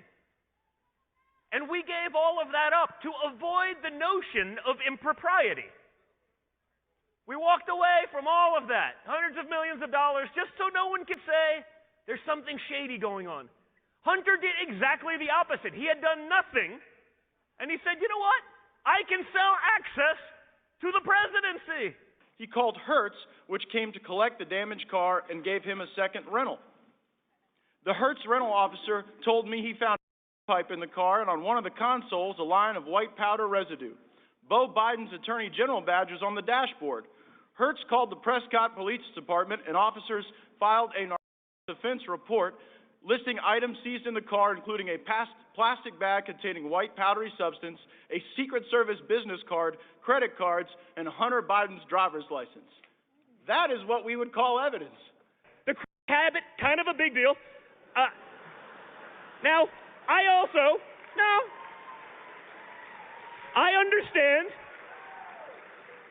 understand addiction, and that's an issue, but I'd ask you this.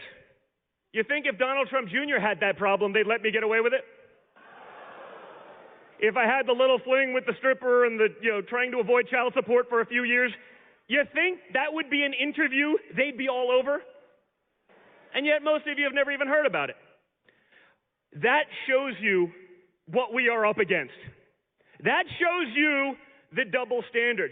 And I don't want to make light of anybody's substance abuse issues. I know the president's working real hard to solve those throughout the country, but it's a little hard to believe that Burisma hired Hunter Biden to resolve their international disputes when he could not resolve his own dispute with Hertz rental car over leading a pipe. This one's the perfect gift for the friend who's been getting a little too comfortable during quarantine, maybe your son, a father, or your boyfriend. In which case, it's really a gift for yourself, ladies and gents. Pipe in the car. That headline involving Vice President Biden and his youngest son discharged from the U.S. Navy after failing a drug test, testing positive for. The second son, Hunter Biden, the vice president bragged he completed the Biden military family, joining the Navy Reserves at 43. His father joking about the late decision. We have a lot of bad judgment in my family. My son, who's over 40, just joined the United States Navy, is about to be sworn in as an officer. But pride soon turned to disgrace. Hunter failing a drug test 1 month after receiving his commission, testing positive for and discharged less than honorably. He said he asked a homeless man in Pershing Square where he could buy Hunter said that the man took him to a nearby homeless encampment where a narrow passageway between tents, someone put a gun to his head before realizing that he was the buyer. He returned to buy more a few times that week. Again, not saying, not casting any judgment on any challenges someone goes through in their personal life, but it is just hard to believe that this was the guy wandering through homeless encampments buying that was worth $86,000 a month to Burisma Holding. When Hunter Biden and his father becomes vice president, he magically transforms himself into an international business person, right? $1.5 billion from the Chinese. There was that $83,000 a month job, no show in the Ukraine, right? A language he doesn't speak and a business he knows nothing about. I want that job. I do. I would like that job, but I have a feeling that the people in the media who have totally abdicated their position, their job description, they haven't looked at any of these things. They haven't looked at the shady dealings of Joe's brother. They haven't looked at his voting record. This is why the minority hearing issue is so important, by the way. You wonder why Republicans are so angry that we didn't have a hearing to put on our own witnesses and own evidence. And you may wonder why, well, if they feel so good about their case, why did they block our ability to put in evidence?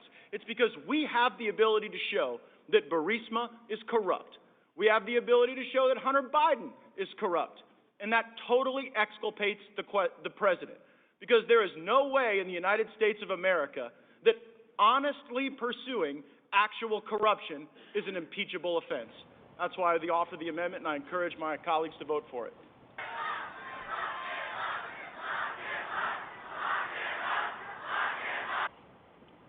Well, I would say that's the obvious reason for everything else that we're seeing, okay?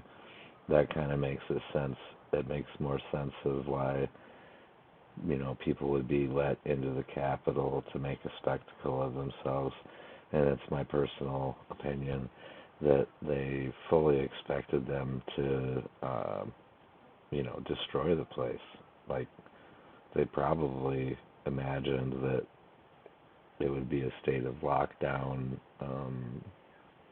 They probably would have let them take over the Capitol, that's how I feel about it. I feel like there's no way that the security was so lax that, you can, I've shown video already, and we can go chop it up to, Mr. Obvious has a great clip of it, so does Donut Operator. Shout out to all content creators, by the way, and thank you for sharing truth with us here on this channel. And what's obvious here, though, is that you can see how it makes more sense that you would allow things to, they're constantly they're creating and using the narrative, and even if it's not their own narrative to begin with, it becomes part of their narrative. You see what I mean? And that goes with, COVID, the election, unrest, all the things that we've seen, lockdowns, destroying our economy. All of the things that they implemented with COVID was things that destroyed and is continuing to destroy this very moment our, middle class mom and pop stores and small businesses, and those small businesses span across every kind, construction, delivery, you name it, house building, all these non-corporate, Meanwhile, the corporations are capitalizing on everything, So you can kind of just get a feel for the flow. And yeah, it makes perfect sense why they would allow them to enter the Capitol versus just keeping them outside and letting them peacefully protest outside, which is what it would have been had they not have let them through the door.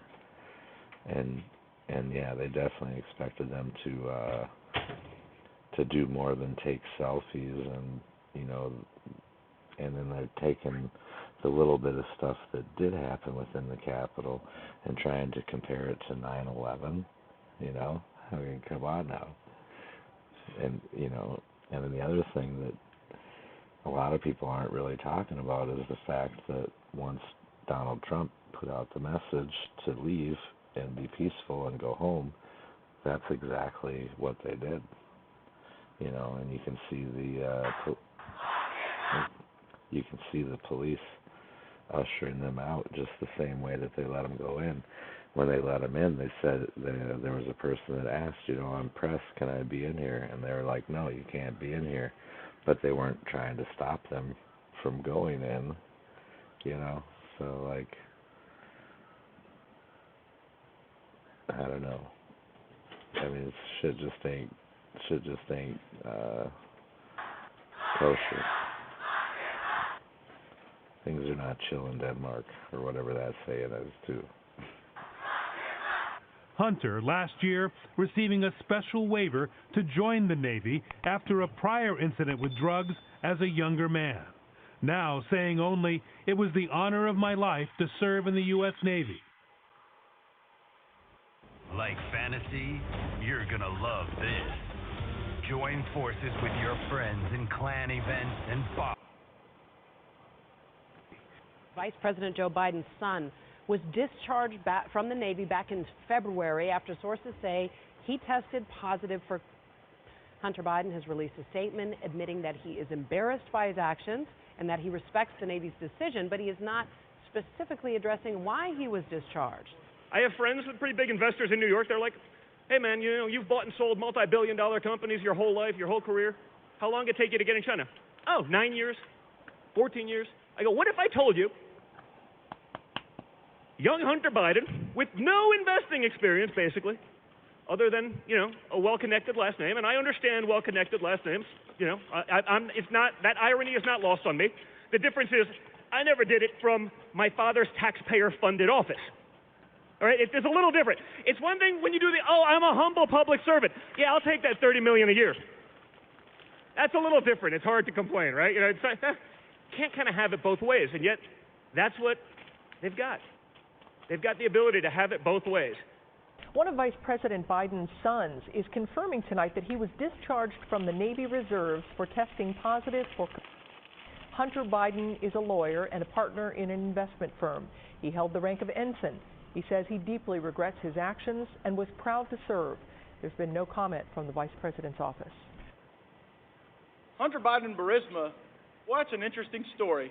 And I think just about every American knows there's something up with that. $86,000 a month, no experience, working for some foreign government while your dad's the Vice President of the United States. Is there anyone who believes this is okay? I know we got a few of my Democrat colleagues maybe run for president or might run for president one day. Would you let your vice president have their son or daughter or family member out moonlighting for some foreign company?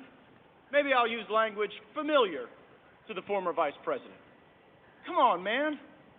This looks dirty as it is.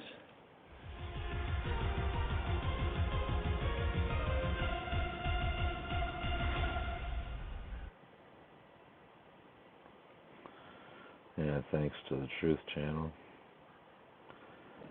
Appreciate you guys.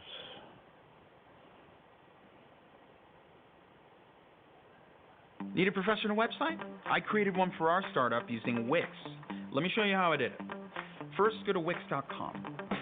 Our startup is constantly evolving. We lost 4 years ago. Now, he's lost this year. You're not allowed to kvetch and poop all over this. This like is you not did. the American way. You're not allowed to kvetch and poop over an election you lost, she says. What? You know, it reminds me of a bit of those videos from the 90s, but with a political twist. We're going to call it Liberals Gone Wild.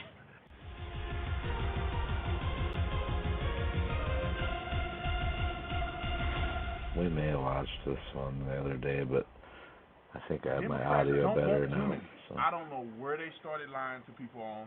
I don't know where it started. I don't know how the rumors conjured up to create a mythical idea that Democrats are the party of unity and they want unity now. as they get rid of President Trump as the President of the United States of America. Now, it's some of the most powerful people in the world laying siege to you. Pelosi with her spiteful, vindictive, vengeful rage, Jeff Bezos, Jack Dorsey, Mark Zuckerberg, Apple's Tim Cook with their unprincipled, menacing, incendiary purge. These people say they want to unite the country. On Wednesday, the country was united in utterly condemning the violence and chaos in the Capitol riot. Very first thing that they do that shows me very clearly they don't want division, they don't want unity, is they go after President Trump.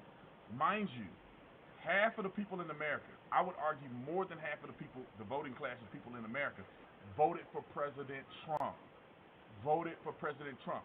Trying to impeach President Trump 10 days before he's to be out of office is a spit in the face and a call to action for people that support him.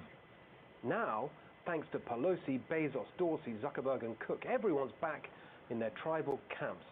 Nice work, guys. The establishment may think they can get rid of Trump, but they can't get rid of the 75 million Americans who voted for him.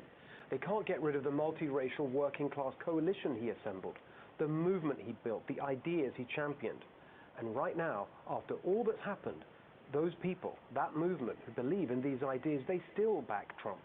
We have to understand why. Remember a few months ago when Congresswoman Alexandria Ocasio-Cortez called for a blacklist of people who worked in the Trump administration, calling them, quote, sycophants? Well, now, in light of the recent events that took place on Capitol Hill, the chief content officer for Forbes is working on making that. Yeah, is that not incitement in itself? And I would argue that all of it is treason and, well, sedition, treason, and insurrection, and incitement of insurrection on all of their parts. That would be my assertion. A reality. In a recent piece, he wrote, quote, hire any of Trump's fellow fabulists above, talking about former press secretaries like Sean and Sarah Huckabee Sanders and the current press secretary, Kayleigh McEnany, and former advisor, Kellyanne Conway. And Forbes will assume that everything your company or your firm talks about is a lie. Well, in response, a senior advisor for the Lincoln Project took it to heart, tweeting this, at Project Lincoln, we are constructing a database of Trump's officials and staff that will detail their roles in the Trump administration and track where they are now. No personal info, only professional, but they will be held accountable and not allowed to pretend they were not involved. Listen to this exchange on The View last week. The rhetoric in the media needs to be more respectful of people, of Trump voters. We lost 4 years ago. Now, he's lost this year. You're not allowed to kvetch and poop all over this. This is not the American way. You're not allowed to kvetch and poop over an election you lost, she says. What? After 2016, the Democrats and the media did nothing but kvetch and poop. Kvetching and pooping was how they filled their days for 4 years. From even before the inauguration, they worked to overturn the election, delegitimize President Trump, and demonize his supporters. They already impeached him once. They're going to try to impeach him again 10 days before he's out of office. That makes no sense unless you want to stick it to somebody, unless you want to play revenge games. And you play revenge games, you're not going to build unity, and you're not going to get the other side. Well, Sean, it's political grandstanding. We don't even have all the facts. If they want to say that the president incited a riot, why not wait and weigh the facts to make sure, is there something that we don't know? And to have this snap impeachment is nothing but political grandstanding, and there's further division. It is taking a fire, and instead of stamping it out or throwing water on it, they're throwing gasoline on it. It makes absolutely no sense. Trump's critics say he has no empathy. As is so often the case, they are guilty of the exact same thing they accuse others of. Some of us reject violence, hate, intolerance, disrespect unconditionally. It's all wrong, wherever it comes from and whoever it's aimed at. But that is not the standard followed by the left, by the establishment, by the media. Yes, they condemn violence when it's committed by people they despise, but they not only excuse hate, intolerance, and disrespect, they practice it on a daily basis. BLM and African American people in this country burn entire cities to the ground. I'm talking about whole buildings, Target, Walmart, Burger King, burnt to the ground in the name of BLM, in the name of George Floyd, in the name of Jacob Blake.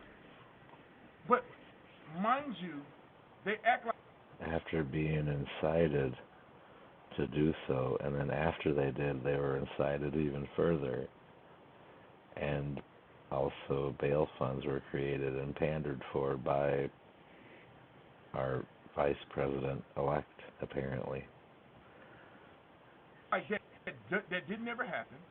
They act like that does not exist and claim that they want unity. This is a embarrassment to our country, and it's a clear image that the Democrats don't want to unite. They want division. You see all of these products? These are all products that we tried to sell on Amazon, and it didn't work at all. Let me show you some of these products. These are ridiculous. Look at this. Right here, this is it's a little hood towel that you put and you use it to dry off babies after bath time, okay? Terrible. Didn't sell at all. Then we got this. This is an inflatable camping pillow. Bring a real one. Then we got Sorry. Vision. Well, you were one of the representatives who voted to object to electors last Wednesday. You cast your vote against them. Now potentially on this list. Are you worried about this at all? You know, it reminds me of a bit of those videos from the 90s, but with a political twist. We're going to call it Liberals Gone Wild. It doesn't make a lick of sense. And this is about, the left says they use euphemisms like, oh, we need to hold these conservatives accountable. But really what that means is just let's punish and silence. Yes. And we're not going to let them do that. We're not going to let them silence Newsmax and other conservative networks. They're trying to do that on social media platforms. But I was elected by 750,000 East Texans to be their voice in our representative republic. And I'm not going to worry about people that don't like me for the wrong damn reasons. Well, there you go. That sounds very Texan of you. We know that Dr. Martin Luther King Jr. said that a riot is the language of the unheard. Civil rights revolutionary Martin Luther King Jr. once said, but in the final analysis, a riot is the language of the unheard. And what is it that America has failed to hear? I agree with that, and I tried to do that with the racial justice protest this summer. Of course, we condemned the violence and destruction that cost at least 30 people their lives. But we didn't run around saying that everyone who supported BLM, who advocated for BLM, who gave a platform to BLM and its ideas, who, in the approved term, enabled BLM, we didn't say all those people had blood on their hands because 30 people died. We didn't put all the protesters in the same basket. We distinguished between the rioters and those protesting peacefully for a righteous cause. They want you deplatformed. They want you to be shunned. They want you to be ousted if you have a different opinion. They say that anyone who questions the election incited actual violence. Does that mean all these statements? Incited actual violence? Go to the Hill today. Get up and please get up in the face of some Congress people. There needs to be unrest in the streets for as long as there's unrest in our lives. I just don't even know why there aren't uprisings all over the country, and maybe there will be. The unrest in the streets, which that Democrat member of Congress was calling for, claimed at least 30 lives. So is it right, is it reasonable to say she has blood on her hands? Of course not. So why did they all say that now? Because they've become so self-righteous, so sanctimonious, they've lost all self-awareness.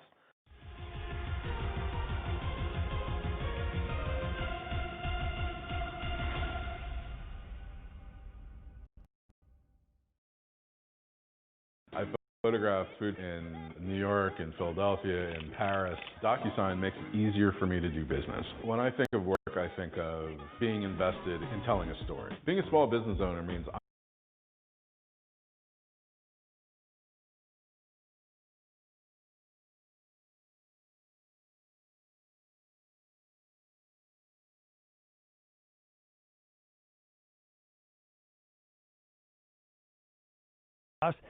And I thought, well, maybe, but Trump does that too. Okay, so you're saying let's find the truth. Fair. I want to find the truth. You found out the truth because you talked to Leonard Reed, and Leonard Reed gave you these books that he would say, here, read this, read that. and you went through it. And then he said, if you keep talking the truth, eventually someone's. Have a good night, folks. Be kind to each other.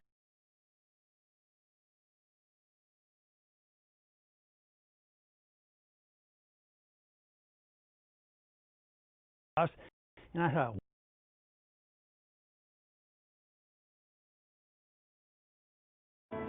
Still lots of room, just more to view. Still the big move, just more moving. Still singing, just more in tune. The Chevy family of SUVs, making life's journey just better.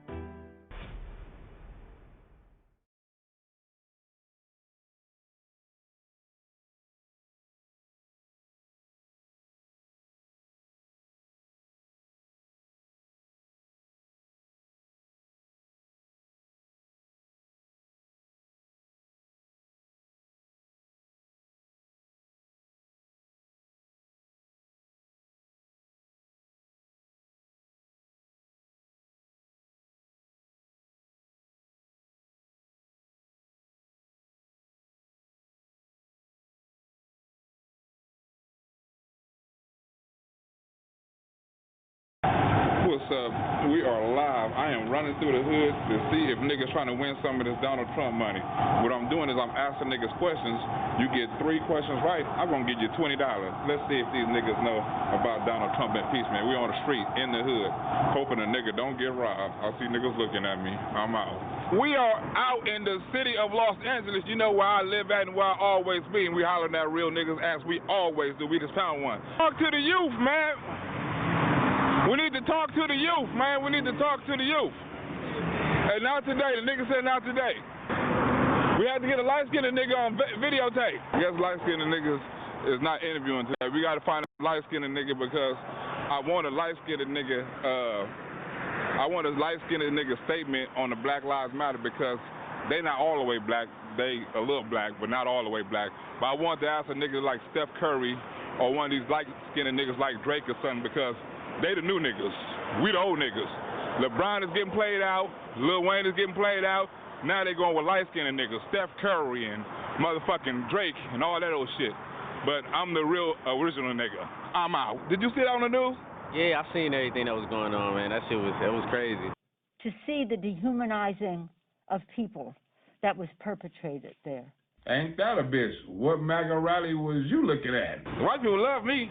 You got shot if you'd been up there. Shit, the white people love me. They was like, oh, look at him, look at this nigga. I was like, hey, look at this nigga. Black folk would have been let that close to that building. You know what I'm saying? I think everybody know that. We wouldn't have been let that close to that building with that many numbers without gunfire. You know what I'm saying? They're trying to say Donald Trump is racist and he got all them people to go inside the Capitol building and all of those shit. All of them was white supremacists and cake. Do you think it was racially motivated? Do you think it was all white nationalists up in there? To be part of a white supremacist raid on this Capitol. I ain't trying to say it was racially motivated. It had a lot to do with race. Trump supporters in general got a lot to do with race. Well, I'll give you $20 if you can tell me what part of Donald Trump's speech was racist. Think about that. Don't try to twist it in your brain to try to make excuses for it because it's not right. Yeah, a majority of that is definitely mostly, you know what I'm saying, racially motivated. It's reality. White supremacists and domestic terrorists mixing with Trump supporters. I never felt any hate when I was at a rally in Washington, D.C. Cut that. I ain't been... Cut that Washington, D.C. shit. I was in Washington. No, I wasn't in that motherfucker. Hell no. I think he could talk his way around things, but if he come from a racist background. And I come from a Crip background from my grandmother. Don't mean I do drive-bys on Bloods, rob churches, and cheat on my taxes either.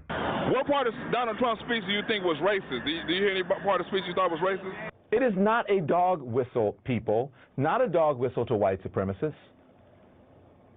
It's a bullhorn. And you just not a dick to gay men. You an asshole. I think a lot of his speeches in general is racist. You know what I mean?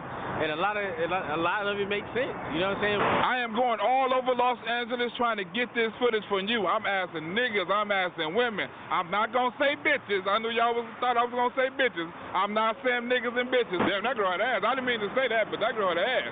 I'm supposed to be interviewing somebody. Wait a minute, right quick. Wait a minute. Hold the interview right quick. Ooh, shit. Damn. What we talking about? Sister, you are fine. You are fine as shit. Damn, that's another ass. Woo. I'm distracted. Fuck it. Next time we'll do it. Ooh, wait one more time. Damn. We'll be back. I want to see do niggas know about Donald Trump impeachment. If they do, I'm going to give them some of this money. Some of this Donald Trump money. Some of these tax dollars I done got. Some of this Trump money. We up out of here. We'll be right back. Whew. Nigga, them stairs are motherfucking nigga. Goddamn.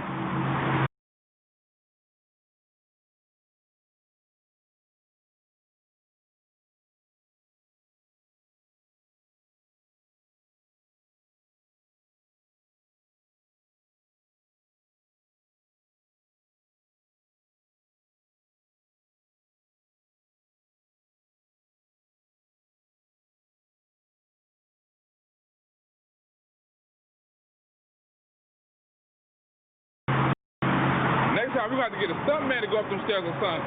Nigga, that was too much right there, nigga. Damn.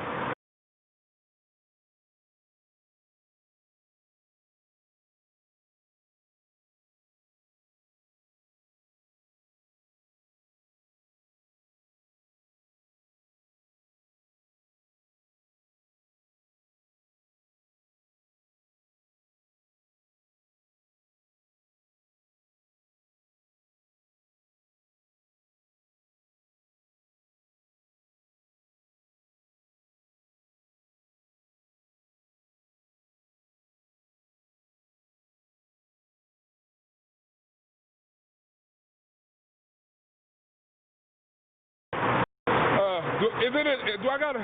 Can I pay for a stuntman? Whew, shit. I ain't walking up those stairs no more. We catching the elevator. Shit.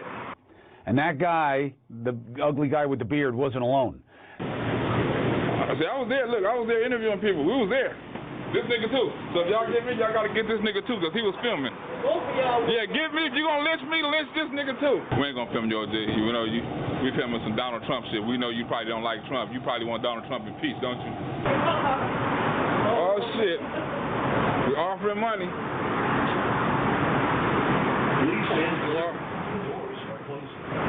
What's up with it, brother? What's up with it, brother? What's happening with you, man? Different day, same old shit, man. Maybe a different toilet. Different toilet, man. Maybe you squeeze out. You know what I'm saying? That's black people way of saying it's all bad right now. Ain't nothing good. It's kind of like having sex with my baby mama with the lights on. I give somebody $20 if they can tell me Donald Trump last tweet. You can give me Donald Trump last tweet. Oh, hell no. He don't know it. Don't nobody want this money. So when they put out the call to show up in Washington, D.C. and support the president, then we're going to do that. And a call for patriots, not white supremacists. $20 if you can tell me Donald Trump last week. Don't Google it. You can't Google it. It's not that type of game. Uh-oh, look, I'll give you $20 if you can give me Donald Trump last week. You know Donald Trump last week. I'm glad you didn't take my money because you know it. Man, what do you think about them impeaching our President Donald Trump? Well, you know, I believe the same thing you believe. Shit. Yeah. I believe Donald Trump the nigga. I think Donald Trump should get 8 more years. Well, I'll give you $20 if you can tell me what part of Donald Trump's speech was racist. $20, the one they impeached it for. $20. Oh, we got to go to the next train. Don't nobody want no money. Let's go to the next train. You want $20, OG? You know? We are trying to get away money. Don't nobody want the money, man. All you got to do is know Donald Trump last tweet, and I give you this $20. You don't want it? Don't nobody want it. Maybe I should have asked them in Spanish. Next time I got to learn how to say fake impeachment in Espanol. Not vandalize anything, but we did. We did, as I say that. We did break down the Nancy Pelosi's office door. Who in the fuck is we? Because me and a couple of 100,000 patriots that was there didn't break down shit. Next! Evidently, this bitch done lost her damn mind. That wasn't on his last tweet. I know you know Donald Trump last week.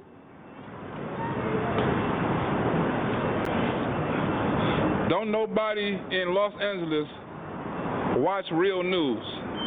As you can tell, they get all their news from CNN. And Don Dick Sucking Lemon do fake news. I do real news. Well, you can't say that everybody who voted for Trump is like the people who went into the Capitol. So I guess me and a couple of other niggas that was there is part of the Klan. Hold on. How y'all doing, man? I give one of y'all $20 if y'all can tell me Donald Trump last tweet. I give you $20 if you can tell me Donald Trump last tweet. I'm sorry, somebody gonna win $20 today. I got a couple of questions. Somebody gonna win this money today. I got a couple of 20s in my pocket. Somebody gonna win this money. Somebody been watching the news and somebody know what the fuck is going on and what they lying about. We going on this train. We gonna see who wanna win $20. Who wanted to win $20 on this train? Stand clear. Uh-oh. We go on this side. This side of the train. What's up, bro? I'm trying to give away money today. I'm trying to give somebody $20 if you can give me Donald Trump last tweet. If anybody know Donald Trump last tweet, I'll give you $20. Anybody trying to win this money, I'm trying to give away this money. Anybody trying to win this damn money, it is hot as hell out here. I'm trying to give somebody this money so I can get the fuck up out of here. You can't say that. What? Everybody's like everybody who voted for Trump is like them. Whether they know what they following or not, whether they read or they intelligent or not, or intelligent or that or not. If you are on that side, you need to think about the sides you're on. The moves he make. I mean, I'm not calling him a racist. I'm saying like it's. Lionel, this is one of your funniest, man. Very well edited too. I like it, man. Good stuff. Thank you, Lionel Harris. For real. God bless this man. I can understand why people saying that, bro. I'm never on the side of the Klan. Talking about the KKK and the white supremacists stormed the damn Capitol building. Them was all Antifa and Black Lives Matter. We know that. I am never principled people, conservative or liberal, never on the Klan side. Hey, all you need to do is pull that white seat off again. Oh, he got a white seat off. KKK. Donald Trump not the KKK. Donald Trump love niggas. Principled people, conservative or liberal, never on the Nazi side. Well, if anybody can tell me what Donald Trump got impeached for the first time, I'll give you $20. Tell me what Donald Trump got impeached for the first time, and I'll give you $20. Don't nobody want, you don't want this money? You know what Donald Trump got impeached for? You don't want the money. He balling. You don't want this money? Anybody want this money? You don't? I already asked him. He Antifa. You don't want this money? Don't want the money? You know what Donald Trump was impeached for, right? Oh, they don't want the money. You want the money, sister? You want the money? You don't want to answer the question, though, huh? Principled people who are conservative or liberal. Oh, hell no. Somebody got to know the answer. Somebody told me we got to go through L.A. and find out why Donald Trump was impeached, but don't nobody know. Never on the side that treats their fellow Americans as less than. You think they're going to impeach him? They ain't got enough time to impeach him. They ain't got enough time to impeach him. They ain't got enough time. They trying to. That says that your fellow Americans should not exist. Donald Trump love niggas. You don't even like himself. Donald Trump love you, brother. No, he don't. And Trump, you should trust. Yeah, because I gotta see it. Yeah, because if he was there, we both gonna get. See, look, we both was there. That nigga was filming.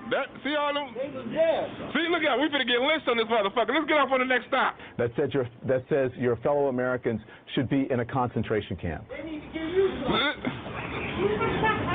somebody need to give you $20. Let's get off on the next stop. These niggas about to lynch us. Or that sides with slavery. They need to give you 20. They did give me 20.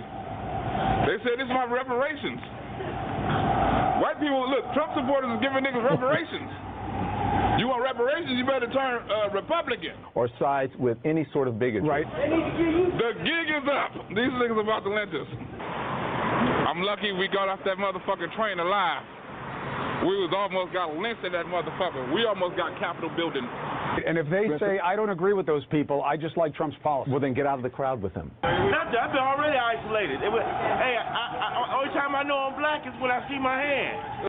Get out of the crowd. I with wasn't them. in the crowd. I just voted for Trump. You're in the crowd who voted for Trump. If you voted for Trump, you voted for the person who the Klan supported. And if you watching Don Dick Sucking Lemon, you watching a man that give oral sex to men. I'd rather vote for a person that the Klan believe in than vote for a nigga that's giving fellatio to men. I thrown out when I talk to you. I throw on the whiteness. You know, we know white. We do. So I throw on that white. The people don't like it, but you know, I get what I got everything. You got to do it like that. Hey, cause we get everything. We gonna get it all. Cause look at you, man. You good role model. Willie Taylor, America Doses, Sweet Dick Willie. Thanks for the compliment, but please don't put me and Don Dick Sucking Lemon in the same skit. You voted for the person who Nazis support. And if you watching the channel, you watching a comedian that people like Don Clayton support. You voted for the person who the alt-right supports. And Aaron Sierra, I want you to know that your donation is not going on any child support. That's the crowd that you are in. You voted for the person who incited a crowd to go into the Capitol and potentially take the lives of lawmakers. Now, who would do some stupid shit like that? My daughters, I have kids, and this country is not upholding the law, the Constitution, and it's being trampled on. So we came out yesterday to stand up for our rights here in this country that aren't being upheld. Donald Trump supporters came out to be heard, not to commit no damn crimes. Took the lives of innocent lives who were there on the Capitol that day. We're here for the rights of all Americans. There's no racial prejudice here. It's all, people that love and fear God, and we're here for human rights for the whole world. Not to Don Dick Sucking Lemon, y'all accessories. Took the lives of police officers. Not just America, but to show the whole world that, the corruption is real. And something else is real is your kids working for the man. Well, an 18-year-old Massachusetts girl used Twitter to rat out her mom. If I tried to rat out my grandmother, I'd be sleeping with the fishes. Them a rat. I'm worried about a fish. For attending the Capitol Hill protest last week. So what's wrong with that? Hi, Mom. Remember the time you told me I shouldn't go to BLM protests because they could get violent? Or you can get molested. This is you? Yeah, this is me. And this is my foot going in your ass. She then showed a video purporting to show her mom after an altercation. And they would have shown me on the news for a beating. We should note there's no indication her mother went into the Capitol building, only that she was at the Trump march. And I'm going to use Patrick Gannon donation for bail money because I will be in the county jail. Yeah, I never seen that clip before. Thanks, Black. Damn, I didn't know that was her mom, and I don't think I saw that clip anyways. Let's see that one more time here. So what's wrong with that? Hi, Mom. Remember the time you told me I shouldn't go to BLM protests because they could get violent? Or you can get molested. This is you? Yeah, this is me. And this is my foot going in your ass. She then showed a video purporting to show her mom after an altercation. And they would have shown me on the news for a beating. We should note there's no indication her mother went into the Capitol building, only that she was at the Trump march. And I'm going to use Patrick Gannon donation for bail money. That is one messed up child, man. I heard the rest of that story too, like she reported him to the FBI and stuff. And that's literally crazy. Because I will be in the county jail. Next! And I just want you to look at these pictures. Two men, two different flags. You'd rather be two men, two different dicks. Two men who showed up in the service of this president's lives. One desecrating the nation's capital, carrying a Confederate battle flag. So what? Do we speak for every white person that was there? Staley and Floyd say they were held overnight in a lockup facility and early this morning paid a $25 ticket so they could return to Michigan. What type of terrorist bail is that? My uncle need more money than that to return to the crack house.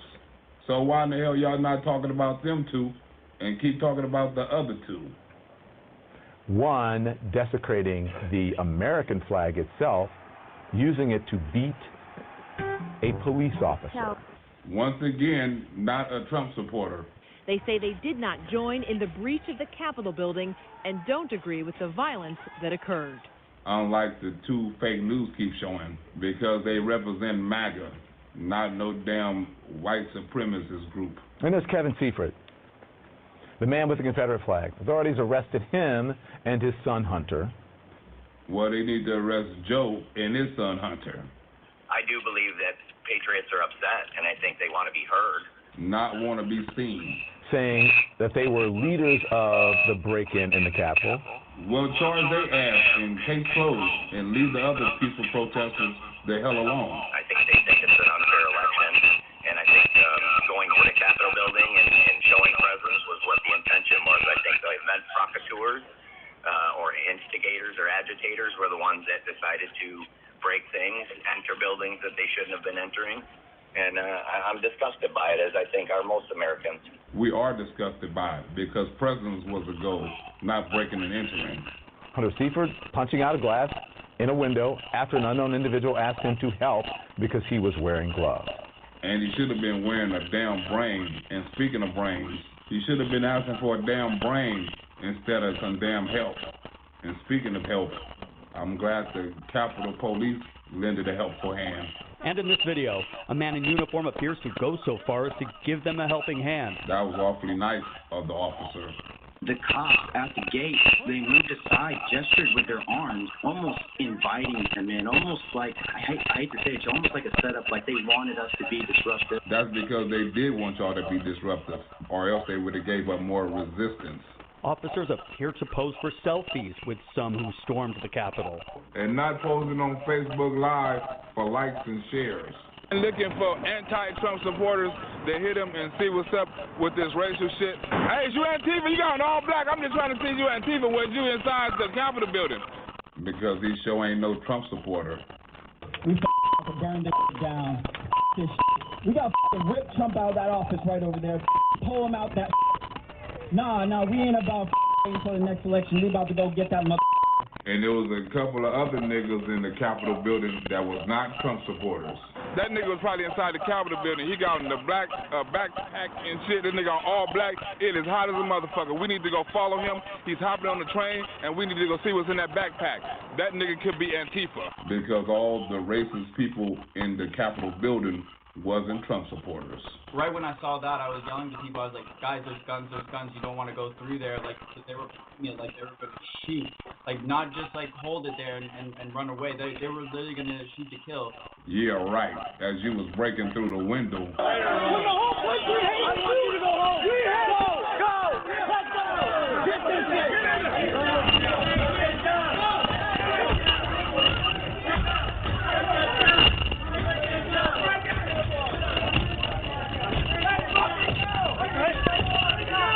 Fake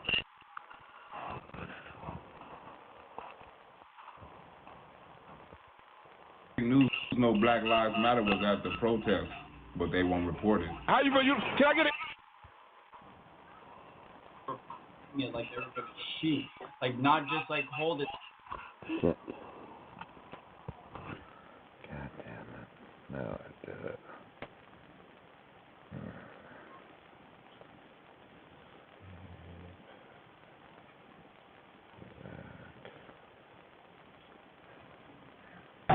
What's up? We are live. I am running.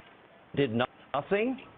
Besides opening gates and taking selfies, that might be true. Well, we found out, the FBI found out, they did the briefing, that the planning for this converging. Officers appear to pose for selfies with some who stormed. Want to be seen. Saying that they were leaders of the break-in in the Capitol. Well, charge their ass in case closed and leave the other peaceful protesters the hell alone. I think they think it's an unfair election, and I think... Sir. The cops at the gate, they moved aside, gestured with their arms, almost inviting them in, almost like, I hate to say it, almost like a setup, like they wanted us to be disruptive. That's because they did want y'all to be disruptive, or else they would have gave up more resistance. Officers appear to pose for selfies with some who stormed the Capitol. And not posing on Facebook Live for likes and shares. And looking for anti-Trump supporters to hit them and see what's up with this racial shit. Hey, is you Antifa? You got an all black. I'm just trying to see you Antifa. Was you inside the Capitol building? Because he sure ain't no Trump supporter. We to burn this down.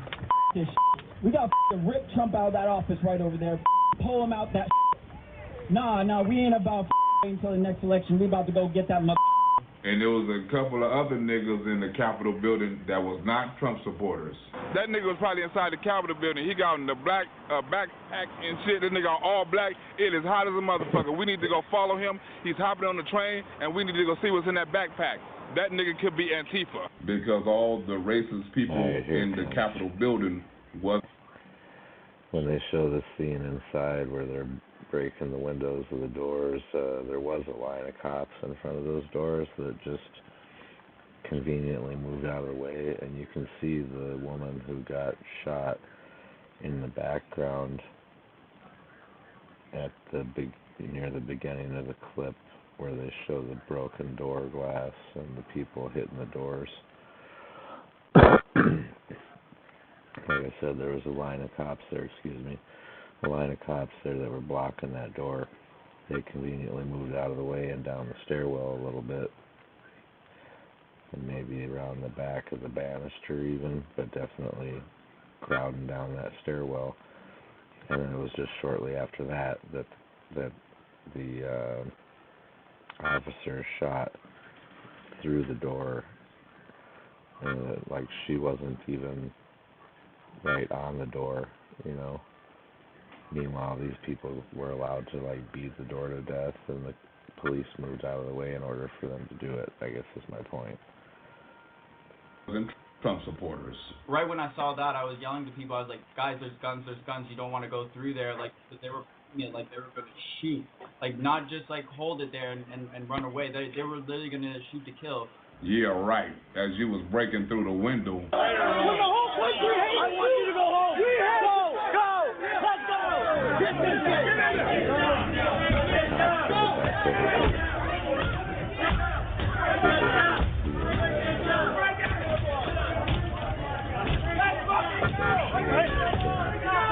Fake news, no Black Lives Matter was at the protest, but they won't report it. How you feel? Can I get an interview? That nigga said, no, that nigga too swell. We is not messing with that dude. That nigga is, if he is Black Lives Matter, I am not fucking with him. That is one Black Lives Matter I am not fucking with. These niggas got all black with backpacks. Something going on here. Yeah, something is going on here. Like something was going on there. The second that she climbed through the window, she got shot right in the neck area, fell backwards, and I just remember the sense of shock and sorrow that somebody just died. That means you assisted. Let's see if not. That means you assisted. Let's see if a non-white supremacist get charged with accessory. And did not need to die because she didn't have a weapon. She wasn't being violent in any way. We just let police officers through. We weren't trying to hurt anybody at that moment in time. Not from what the shit you was yelling. You was calling for bloody murder. He says he was just there to document what's going on. And we all know better than that. Next! The first of what I think maybe many non-Trump people who are going to be caught involved in the breach of the Capitol. MAGA don't wear no damn helmets and no damn goggles and backpacks and fucking spray bottles and hammers.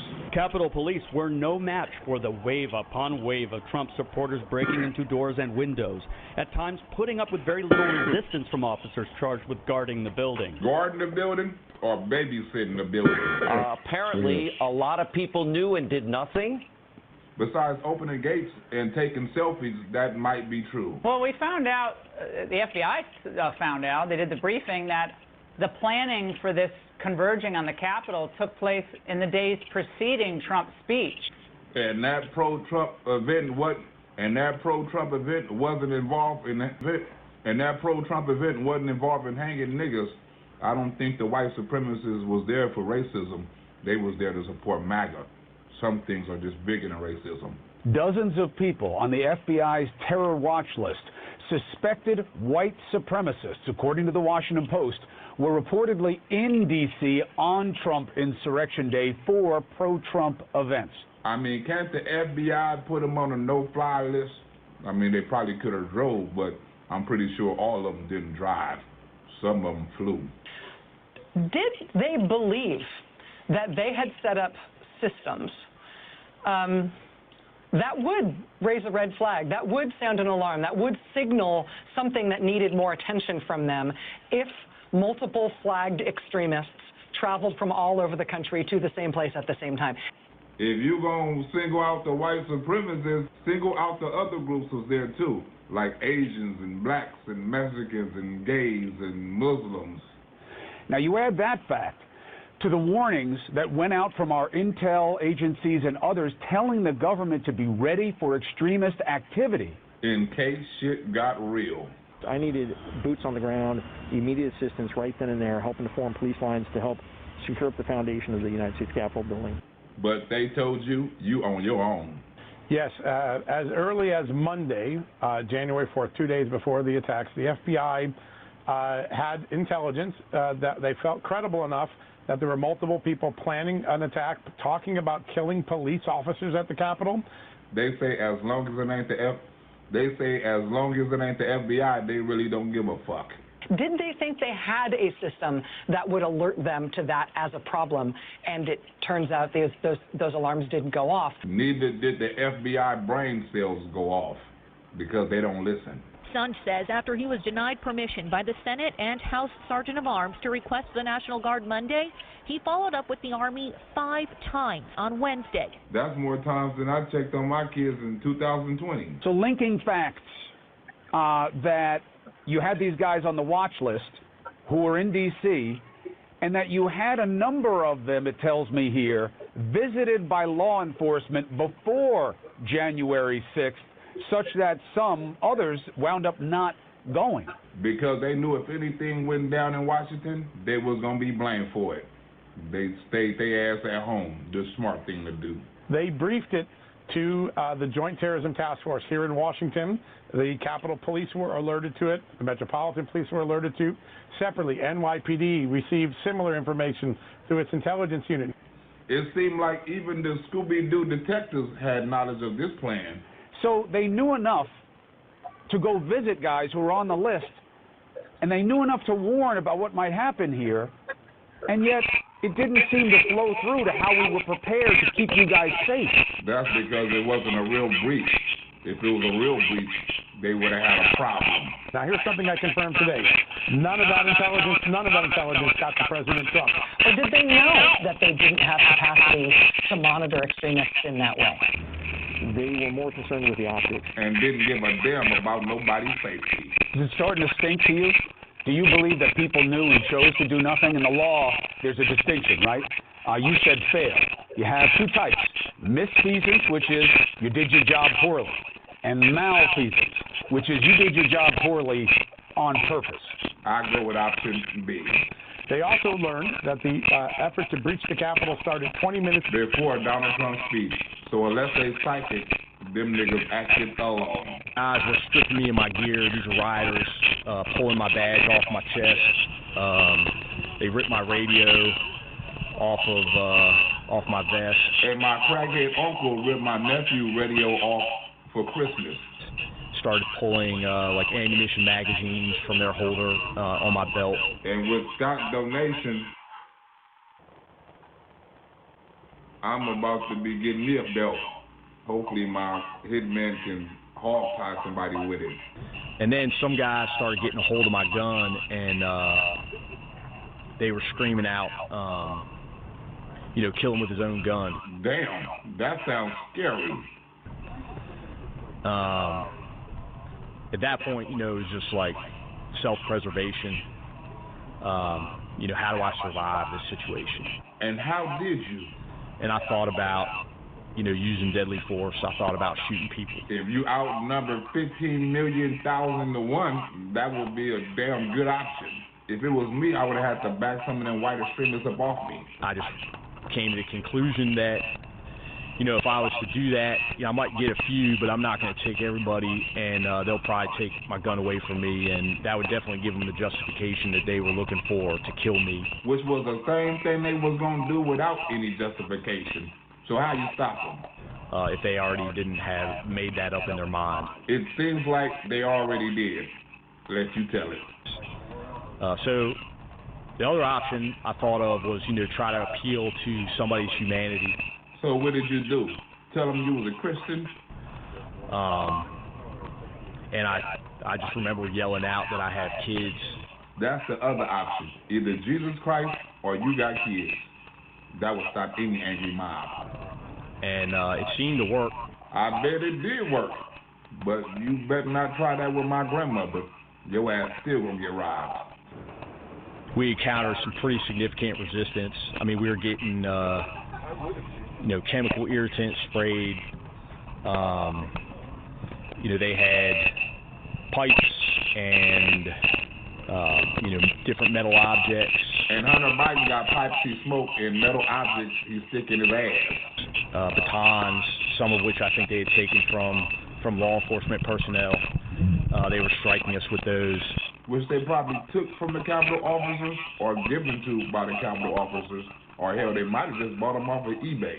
And then it was just like the sheer number of rioters. I mean, the force that was coming from that side. It was difficult to offer any resistance when you're only about 30 guys going up against 15,000. 15,000 angry white supremacists against 30 police officers? Who in the hell y'all officers are? Jason Bourne or John Wick? Next! Now, we've been reporting on this. Some of the most disturbing allegations center around concerns from some Democrats, which they've expressed on the record, that Republican members were somehow aiding the rioters, not just sympathetic to their aims, but providing some kind of aid. So Lindsey Graham gave white supremacists a key and a blueprint. It was so odd to see them that my chief of staff called the sergeant at arms to say, what is going on? And he reiterated the only way these people could have gotten into the Capitol complex was with a member or that member's staff. What's the floor plan? There's a door to the right. That's a cop. Going downstairs, back moving around, the door is leaving. You mean to tell me a bunch of hippies took over the Capitol building? Some in Congress are worried that their own colleagues might kill them. That's because they are pussy. And we now know that those violent groups that attacked the Capitol complex had inside knowledge of the Capitol grounds. And Derek Hill got inside knowledge of my Cash App. Derek Hill know who gonna get attacked with his donation. Hey guys, I've been in the other room. Listen to me. In the other room on the other side of this door, right here where you're standing, there is a glass that if it's broken, you can drop down into a room underneath it. Only if you got your Mission Impossible spy kit online too. There's also 2 doors in the other room. One in the rear and one to the right when you go in. I don't think that's her first time there. Somebody gave her a blueprint or a damn script to read. So, you should probably coordinate together if you're... And a megaphone to do it with. I mean, come on, man.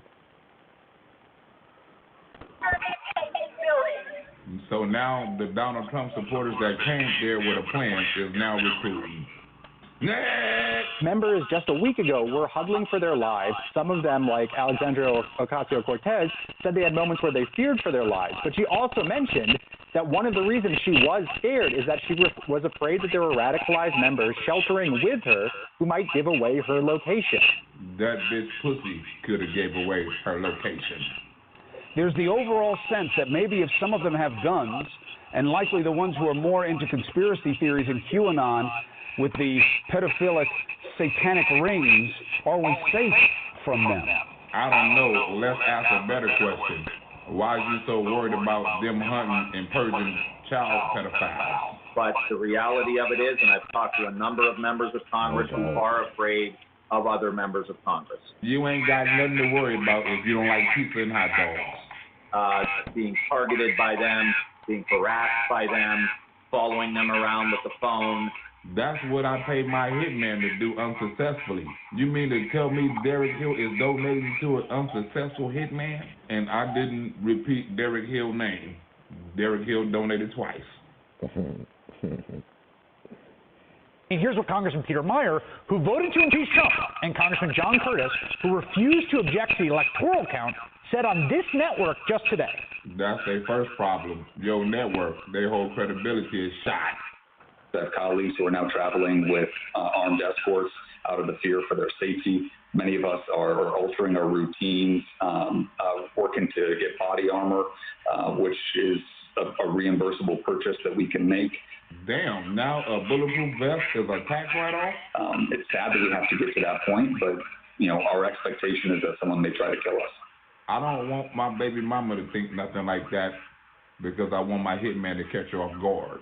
This was dropped off at my office just a few minutes ago. And Beth Roberts' donation was dropped off to my Cash App a few minutes ago. And I'm about to drop it off to the weed man a few minutes from now. This is what's going through members' heads as they walk down the halls every day to go to work with these people who are their colleagues. And that's the same thing that goes on in my head every time I walk my grandmother's hallways to use the bathroom. I make a wrong move, I might get shot.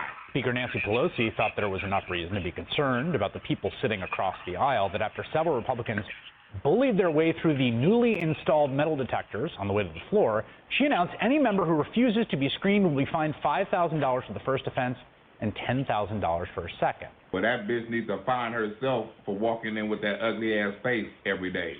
So metal detectors are going up, and members, the reason those are going there, it's not normal to have metal detectors on the floor, is at least partly because there is some kind of fear amongst the caucus that their own colleagues might be coming in armed and that they can't trust them with a gun. Now, you can't trust my crackhead uncle with a gun because he might sell it. But you can probably trust Doug Collins with a damn 9mm. Next! All around the country, state capitals on high alert as they brace for possible armed protests in the coming days. Capitol Hill got more guards guarding the Capitol building than my grandmother got Crips guarding her dope spots. DPS releasing a statement that said in part that they're aware of protests planned here at the Capitol and, quote, violent extremists who may seek to exploit constitutionally protected events to conduct criminal acts. Is that why Washington, D.C. is looking like something from Rainbow Six? Ain't nobody gonna do nothing there, just like they ain't gonna do shit in Georgia. He's also made it very clear that the activities seen during the insurrection on January 6th, he called them illegal, un-American activities. That's not welcome here in Georgia. Next! This is very rattling for a lot of the Republican leadership in this state, many of them really taking a look at the need for this extra security to ward off threats from people potentially in their own party. You mean to tell me Republicans scared of other Republicans for pushing Democrat narratives? Rhinos pushing a Democratic narrative is a Democratic narrative. There is an increased security presence at the Capitol.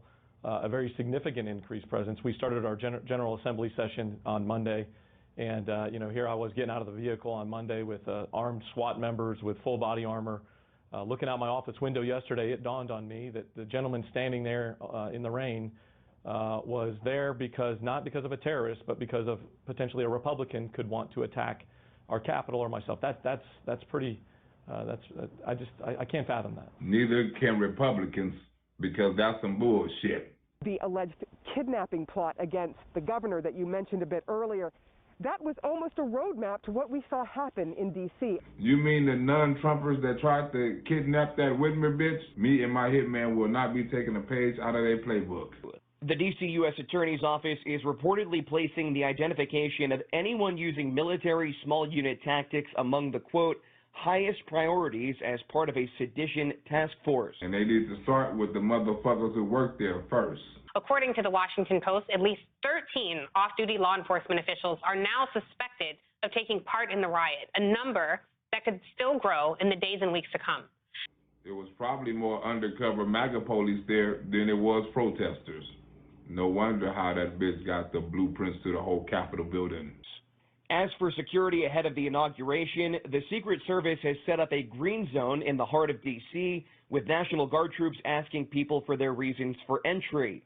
Hell, what if they say, I work here? The Post also found that according to their social media accounts, at least 29 current and former officers attended the January 6th rally that led to the riot, with some joining the mob that actually stormed the Capitol. So was they undercover police or undercover MAGA? Donald Trump didn't call no undercover police MAGA. Don't nobody in Los Angeles watch real news. As you can tell, they get all their news from CNN. Fake news. Nancy Pelosi talking about everybody raided the Capitol building. What's that? I give you $20 if you can name Donald Trump last week. What? If you can give me Donald Trump last week, I give you $20. Or what part of the speech they said was racist, they impeached him for? Where did you get that from? Where did you get that from? That was funny. That ain't funny, that's real. Uncle Willie Lee.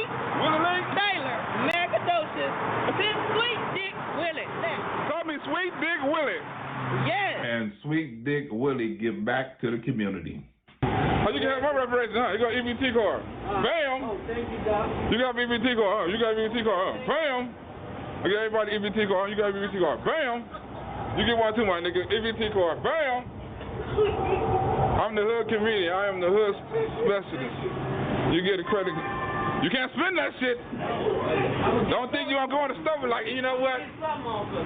You can get credit at a dice game. You know, you losing in dice. You be like, you know what? Hold this card right here, and this shows I'm going to pay you back on the 13th. What 13th? I do not know. Black Rosebud EBT card. Don't leave home or get on the train without it. That or a little sweet dick. I better not tell nobody else I'm gonna get arrested. Sweet Dick Willie, that's me. If I tell somebody on the train, I'm gonna get my ass arrested. I'm like, bitch, my name is Sweet Dick Willie. Uh-oh, comfy. Let's get the fuck up out of here. You get juice when you're Sweet Dick. Sweet Dick Willie going to jail. I thought they was coming for this nigga. I thought they was coming for the cameraman. I was about to say, I don't know the nigga. I don't know this nigga. Come on. I'd have took his camera and filled in whooping his ass. Is they racially, what you call it, stereotyping the nigga in the back? They came and asked the nigga, do he have a gun? You too black up here. Get your ass up here. Now that is racially motivated. Now that is Black Lives Matter don't really fucking matter. As long as you got your arms, your legs, and your right mind, that's all you know, one man went to the cross. And I gotta get some more weed too, you know what I'm saying? Then I'm really be right when I go get some of this motherfucking kush. I'm really gonna be right when I go get some of this motherfucking weed off of Central or some shit. Shout out to Gary Anderson. Good looking out on the DC donation. Also, Susan Nichols. We got something in common. We both went to all 3 Trump rallies in DC. Dino and Mike, I got a laptop for you. Not a Hunter Biden laptop, but a laptop. What's up, Rebecca Warren? Also, Patrick Gannon for the 2-time donation. What's up, Pat? Brad Keefe, what's up? I hope you ain't related to Brad O'Keefe. I don't even know who that is. William Duham, what's up with you, William? Wendy Pray, don't pray for my baby mama. Also, Kevin Nye, and last but not least, David Proffer.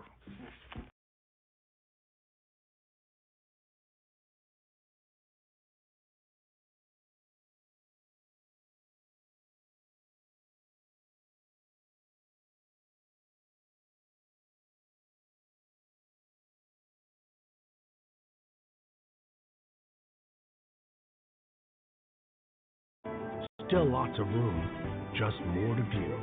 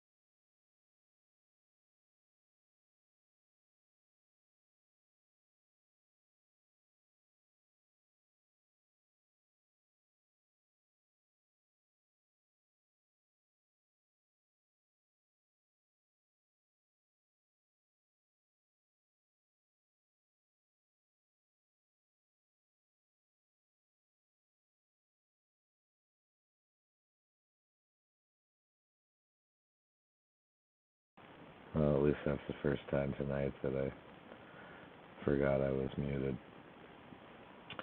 Alright, well, let's check this out. Kind of curious.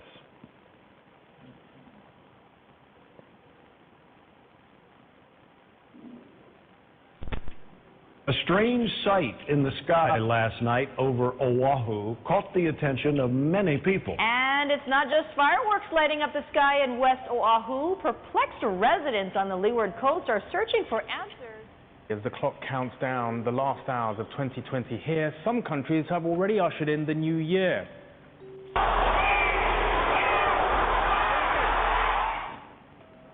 New at 10, a mystery in Mesa. At least one neighborhood worried the loud bangs they've been hearing for weeks.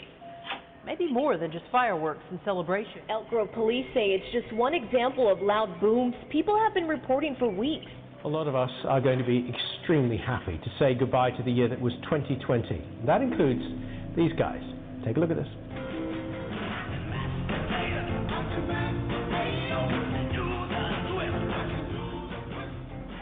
US robot developers Boston Dynamics posted this new video online demonstrating its Atlas, Spot, and Handle robots dancing in sync to the song Do You Love Me by the Contours. The coordinated, wired proteges dance floor display came with a New Year message. Our whole crew got together to celebrate the start of what we hope will be a happier year. Something is in the sky. What is that? Perplexed residents on the Leeward Coast searching for answers after a lit-up unidentified flying object reportedly plunged into the ocean near Ulehava Beach Park. There are multiple videos of what appears to be a glowing oblong mass, both in the sky and then in the water. Definitely really unusual to see. They were super bright. I guess I couldn't really get the full gist of it with my camera since it was so far away, but it was really, really bright. Officials from the Federal Aviation Administration say there were no aircraft incidents or accidents in this area Tuesday night, but multiple witnesses report seeing a large blue object fall out of the sky and into the ocean. The 38-year-old says she's never really been a believer in UFOs, but the bright blue object had them so intrigued they jumped in the car and started following it. I don't know what it was. This one was going so fast. The journey ended less than 3 miles from where it began, on Farrington Highway in front of the Board of Water Supply building, after the object appeared to drop into the ocean. Oh, the going around in the water, whatever it is. She described it as being larger than a telephone pole and says she never heard it make any sound. While officers were on scene, she says they spotted a second light. My husband went and looked up and he seen the white one coming. The white one was smaller, was coming in the same direction as the blue one. They lost sight of the object after it passed over a nearby mountain. This morning, we asked Honolulu police if investigators figured out what fell in the water. A spokesperson told us they didn't have any information. Meanwhile, officials from the FAA said they received a report from police Tuesday night about a possible plane down in the area, but had no aircraft disappear off radars and no reports of overdue or missing aircraft. UFO, boss. Although Mariah's had a couple days to think about it, she says she's still baffled by what she saw. I'm not an expert on these things, but it sure was scary. In this East Mesa neighborhood, word travels fast. Everybody seems to be saying, I don't know where it's coming from, nobody can solve it. All calm outside usually, but when the sun goes down, the blasts begin. It was scary big. It was not your normal fireworks kind of boom or just a noise from a car or something. It was a lot louder and scary. Amy Reed caught this flash of light in what sounded like an explosion on her home security camera last week. The boom shook her entire home. I thought I would just see somebody's house was blown up. You know, I was expecting I'd see fire in the sky. Even after neighbors like Reed say they've been reporting this almost every night. They said they've definitely been getting all the calls from our area for all these different nights, and several of them each night. And they said, we'll go check it out, but mostly there's not a lot we can do. But if that one happens again, that's going to be something else. You know, that's a whole different story. Mysterious explosions in Elk Grove. The blasts caught on camera that have police officers baffled.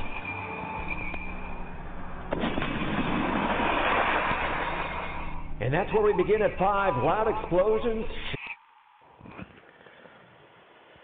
Okay, I'm gonna, hold on a second here. Yeah, just wanted to make sure I was mic'd up. That's very similar. I mean, look at this image. That's very similar to what happened in Nashville, and what on another video that I haven't documented tonight or at all was claiming that what happened in Nashville is a new weapon of ours, like the rods of death or something. I can't remember. Rods of something. Rod of God or something. Basically lightning, right? And what does it look like right there? I mean, that all looks like, you know, when you make a Tesla coil and, you know, or the, you know, the globe where you can touch your hand to it and the electricity follows your hand. Look at that. Let's back this up a little bit. Alright. Now I think that the one Nashville, if you watch it, it's like, I'm not very convinced. I mean, the big flash doesn't happen by the RV in Nashville, and I've seen video of that. And I don't know if I don't think I did any show on that. Flash caught on camera that had police officers baffled.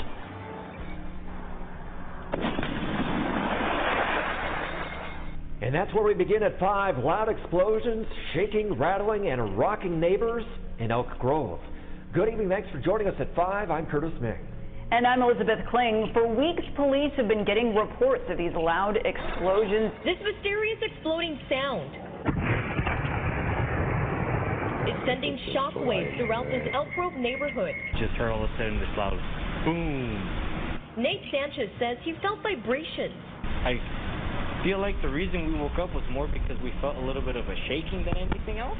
For several weeks, random loud booms have been rattling different Elk Grove neighborhoods.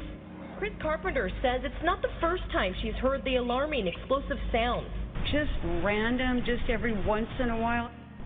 Well, this is alarming, and it's a mystery at this point. What's the best guess at what's causing these blasts?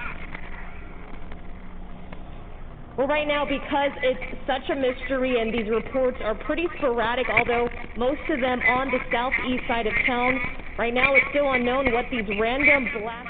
Kilauea volcano in Hawaii. Look at this. This eruption started with an earthquake on Sunday on the volcano's south side. It's the worst eruption since 2018. It shows lava erupting from a fissure on the left side of your screen and a lava to the right of it, a lava-nado, that is, over the right of it, over that lava lake. Is a rapidly evolving situation. A giant plume of steam and ash could be seen rising from the glowing orange crater.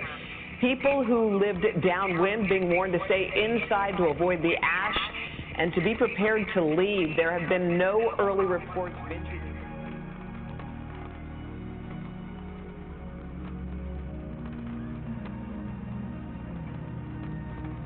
Croatia's most powerful earthquake in more than a century has resulted in the death of 7 people.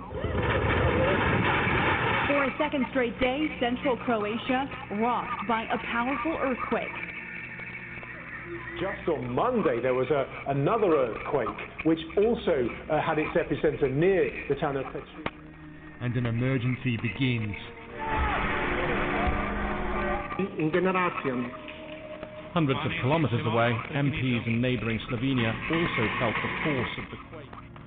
Several smaller aftershocks were felt across the Balkans, as far away as Hungary. The epicenter of the earthquake was around 50 kilometers southeast of the Croatian capital of Zagreb. The force could be felt right across the country. Unfortunately, the way the year started, it kind of ends the same way. People in the capital, Zagreb, can sympathize. They still haven't finished reconstruction after an earthquake in March, and this latest tremor caused power cuts and further damage to buildings. Quietly for a lot of us, San Francisco and Marin feeling this 3.6 earthquake this morning. And Darren, you have been tracking some of it. We're hearing that this was on the San Andreas Fault. What can you tell us? Well, that map that we just showed right off the top here a minute ago, you saw that straight red line running through it? That was the San Andreas. So in one sense, we could think of this as very good news, because a 3.6 is minor. And a 3.6 means it relieves a little bit of pressure on the San Andreas Fault. And just to kind of put it in perspective, that sits just about 6.5 to 7 miles exactly due west of the Golden Gate Bridge. So it was like if you were sailing out under the Golden Gate Bridge, about 5 to 6 miles out there, it's like directly south of Muir Beach. That's where the epicenter was. The San Andreas Fault runs right underneath that part of the Pacific Ocean. Look at all the areas shaded in here, whether it's in the city, the peninsula, Marin, even some in the East Bay here reported that they did feel this light.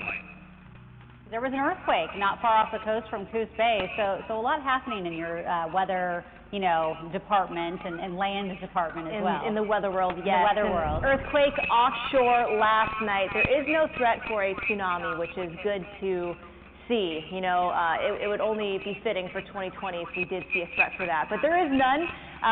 The earthquake was around 11 p.m. last night offshore from Coos Bay. It was a magnitude 5.7, which is a moderately strong earthquake here. And if you remember, back to 1980, the Mount St. Helens eruption was ultimately triggered by an earthquake that then triggered a landslide and caused that volcano to erupt. People have been injured, one critically in a landslide that buried houses in the Norwegian village of Gjerdrum, northeast of the capital Oslo. You can see the enormous crater that appeared in the early hours of Wednesday. Around 700 people have been evacuated from the area. And can you help us to understand, is this an area that is prone to this? Is it because of the particularly cold weather? What's the thinking behind why this has happened? This is an area that has an unstable ground with a lot of this kind of mud that can be put into motion with a lot of rain. But it hasn't happened before in this scale, not at all. Storm Bella making her presence known on British shores. Winds of up to 106 miles an hour had been recorded on the Isle of Wight overnight, bringing down trees, causing damage to cars and homes and huts alongside Brighton beachfront. Train operators have issued warnings about delays and cancellations because of debris and flooding on the railway lines. But parts of the UK are still reeling from heavy rains over Christmas, like Cirencester in Gloucestershire. Residents trying to adapt. Storm Bella did not bring dramatic destruction, but its impact has been widespread.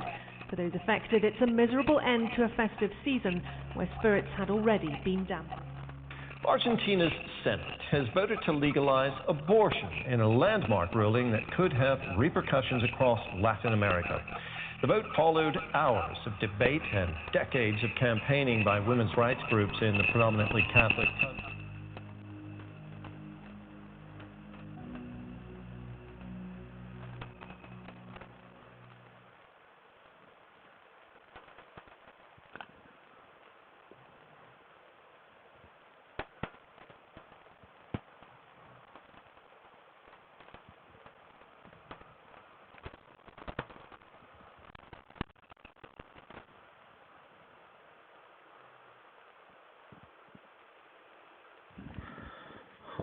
Oh, it was kind of interesting, at least the beginning part of it there. I don't know about the UFO stuff so much, but those explosions with the flash, especially the one with the flash there, I mean, you don't really get to see what's happening, but you don't get to really see what's happening in that Nashville video. It's like a super big flash like that, and you know, so let's see if we can find that. I mean, that video is more compelling, actually. What was the other one where they're... I think I deleted that channel already, but I might be able to find that again. Oops.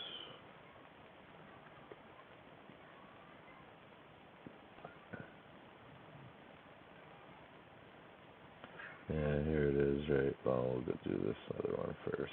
Here.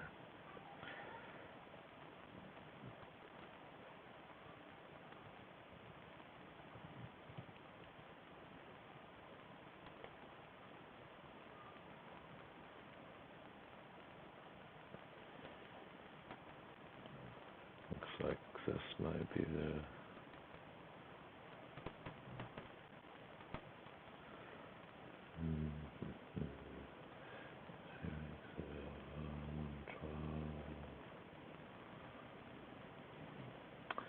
I wish I could remember. Oh, you know what? It was Mr. Obvious that I was watching it. Let's go like this. I like promoting Mr. Obvious.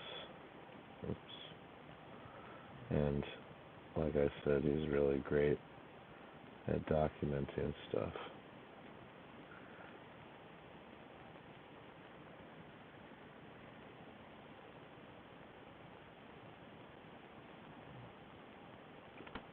But we'll just go right to the clip. We've already been through this before. Evacuate now. If you can hear this message, evacuate now.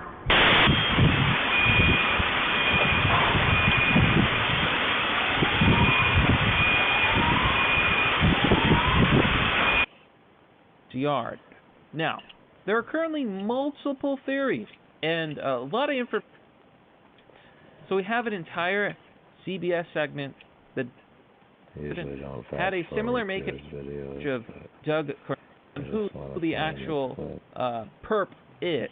But folks, we're going to look at the theories floating around the net. But before we do, a quick word from our sponsor. Introducing Battle Games Book 1. Taking place in 2090, after the War of Billions, people in the future fight gladiator-style sci-fi battles. The battle games are a professional sport. The story focuses on the drama between the teams and their path to victory. If you're interested in science fiction, it's got it all, folks. Check out this book today by clicking on the link down below. And we're back. So, let's get right to it, folks. Here on the Epic Times, the FBI is looking at a number of individuals in the Nashville explosion. Now, the FBI kind of annoys me, especially lately, because it seems like they're so biased. When this happened, the FBI said, we're going to take a look at this right-wing group because right-wingers are bad. You know, this so happens to be the case with the FBI. They're never, ever actually looking objectively at the situation. We have no indication that this was politically motivated in either direction, and yet the FBI's first thought is, must be those right-wingers. That's a bit of an annoyance for me, because I think it's irrelevant, go after the bad guys. But they're looking at a number of individuals. Here it says, the FBI and law enforcement partners are looking at a number of individuals in their investigation of the explosion that went off in downtown Nashville on Christmas. Now, their official comment is, we cannot confirm any individuals or anybody that we know of was actually killed. There were 3 people who are injured, but as I understand it, they are in recovery. So why would someone do this? And why on Christmas of all times? Well, people have a lot of theories. 41 buildings were damaged in this attack, and people on the internet, those internet sleuths, they've noticed some interesting things. Now, I want to show you the following piece of footage. There's a question right now. What was the source of the explosion? Was it actually the RV? Take a look at the following clip with MG Show. Source of explosion is not the RV? Question mark. And look, here's the RV in this cam footage, and then we're going to look where the explosion actually appears. Extremely interesting, folks. So, the RV was on the left, yet the explosion was on the right. Was the RV actually the source?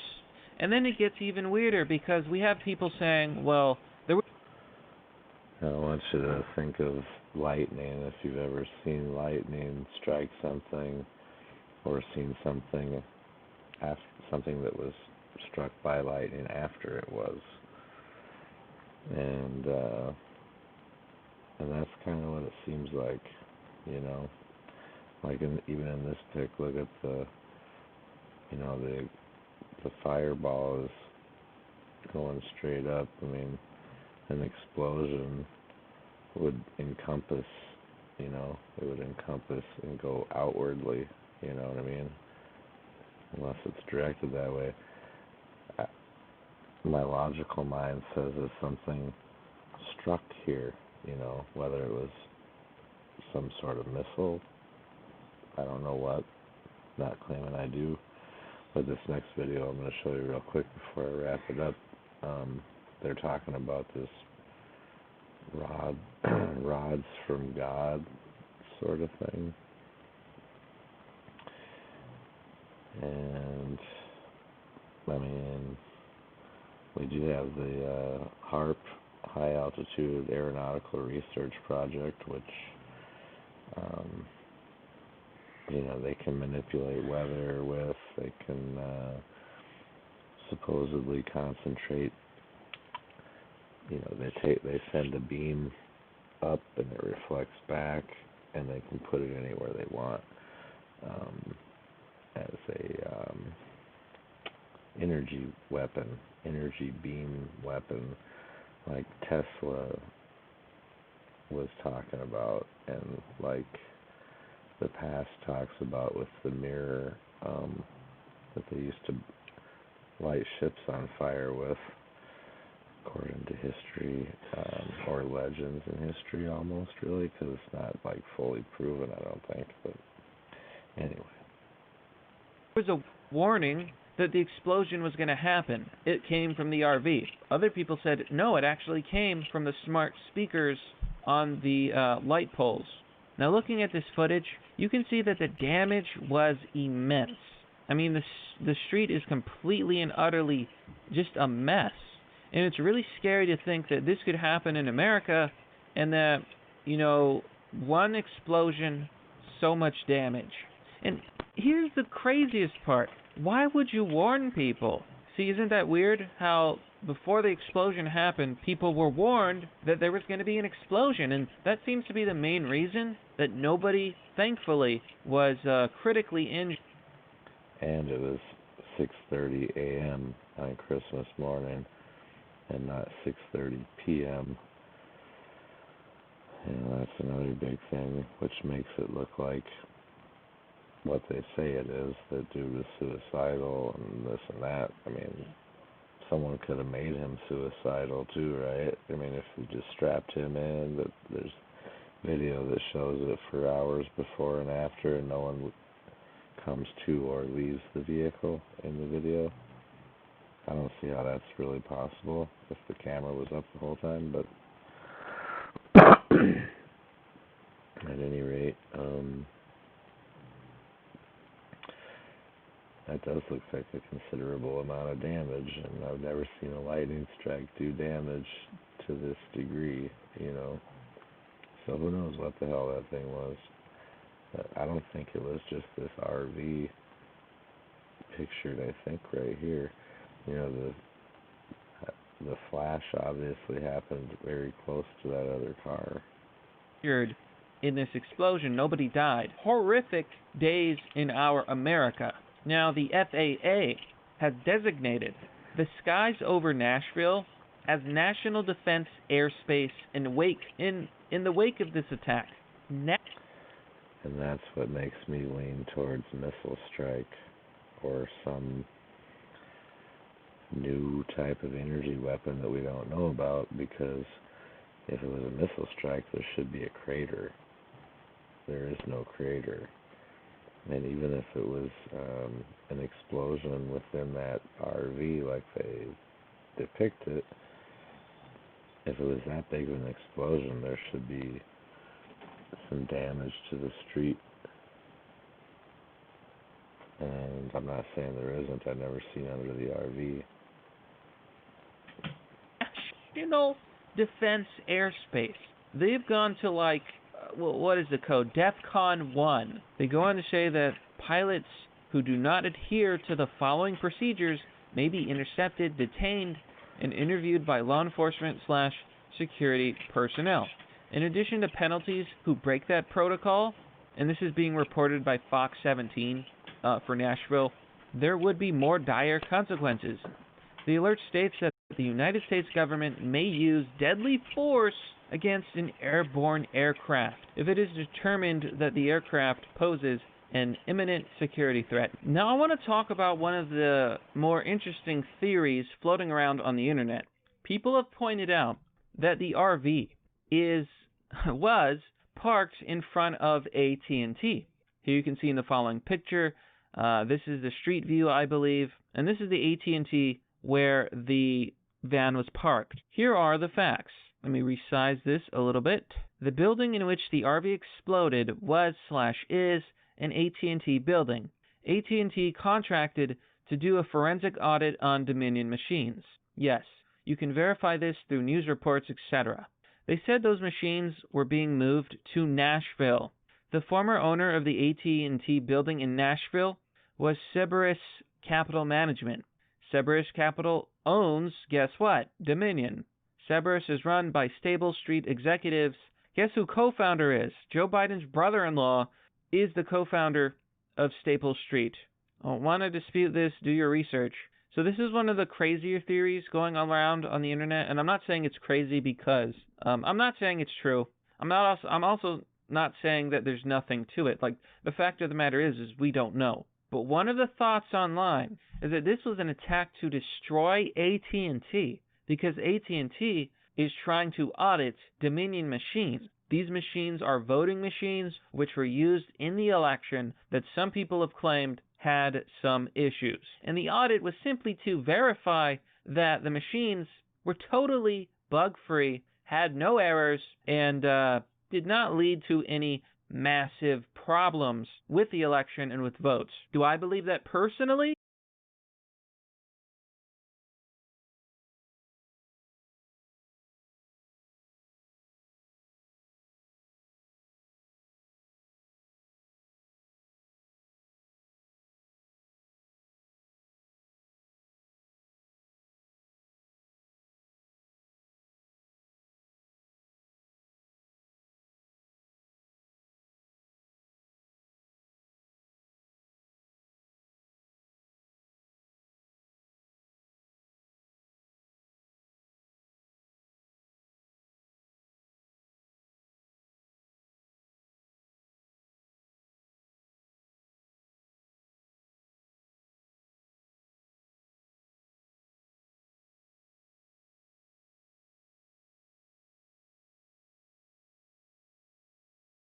So honored to meet you. I'm going to put it on.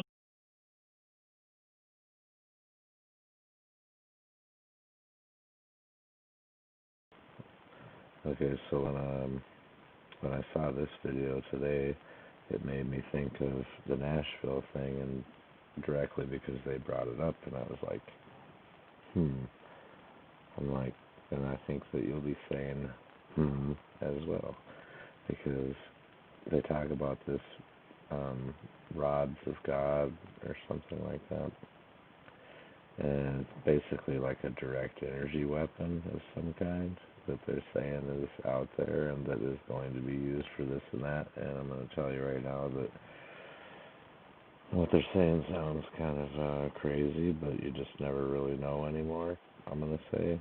And that was true before any of this or even the last year, but maybe Record straight away so that we don't miss anything, because this is the crazy time. I am just going to go ahead and let this play all the way through because I feel like that's more respectful than just taking little clips out of it. And then we will review that,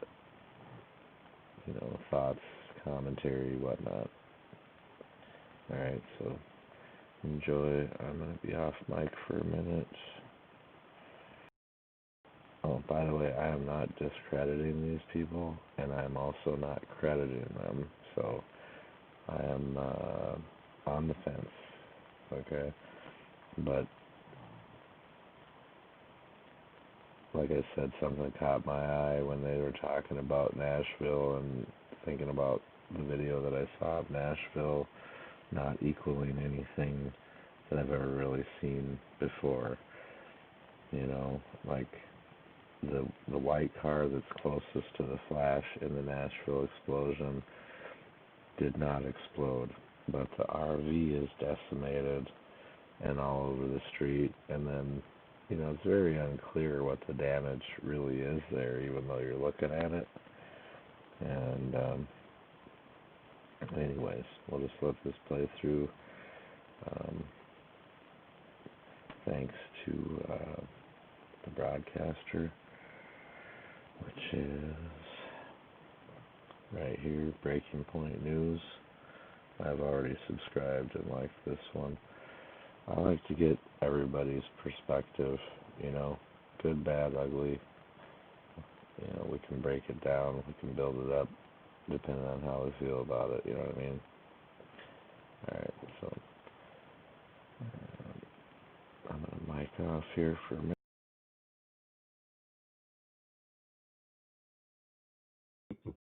Oh, bless you.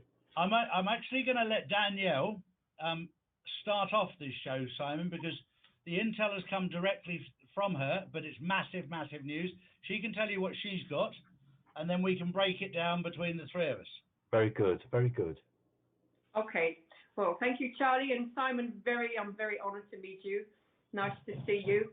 I just got off the phone with Daniel Dowell, and he got direct intel that under less than 5 hours, Executive Order 13959 is going to go into effect.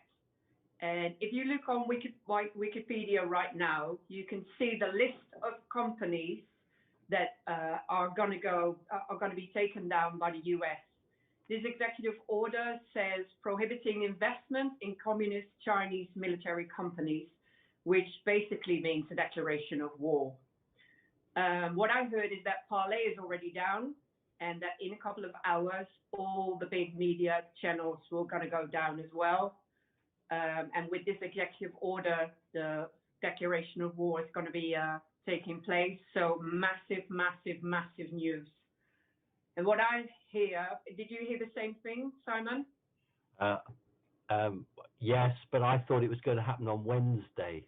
So did we, Tuesday, Wednesday. But yes, it's been taken up to now. Yeah. Okay. Great. I would imagine they've started the process earlier because the Chinese will have got wind of it, and we know what they're like when they get wind of things. They try and change the dynamics and everything else that goes with it. So I would imagine they've been caught on the hop by activation.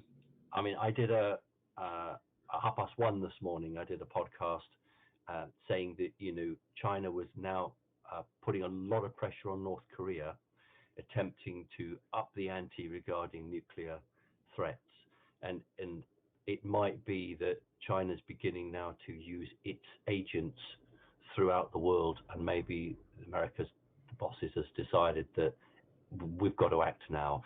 So I noticed that.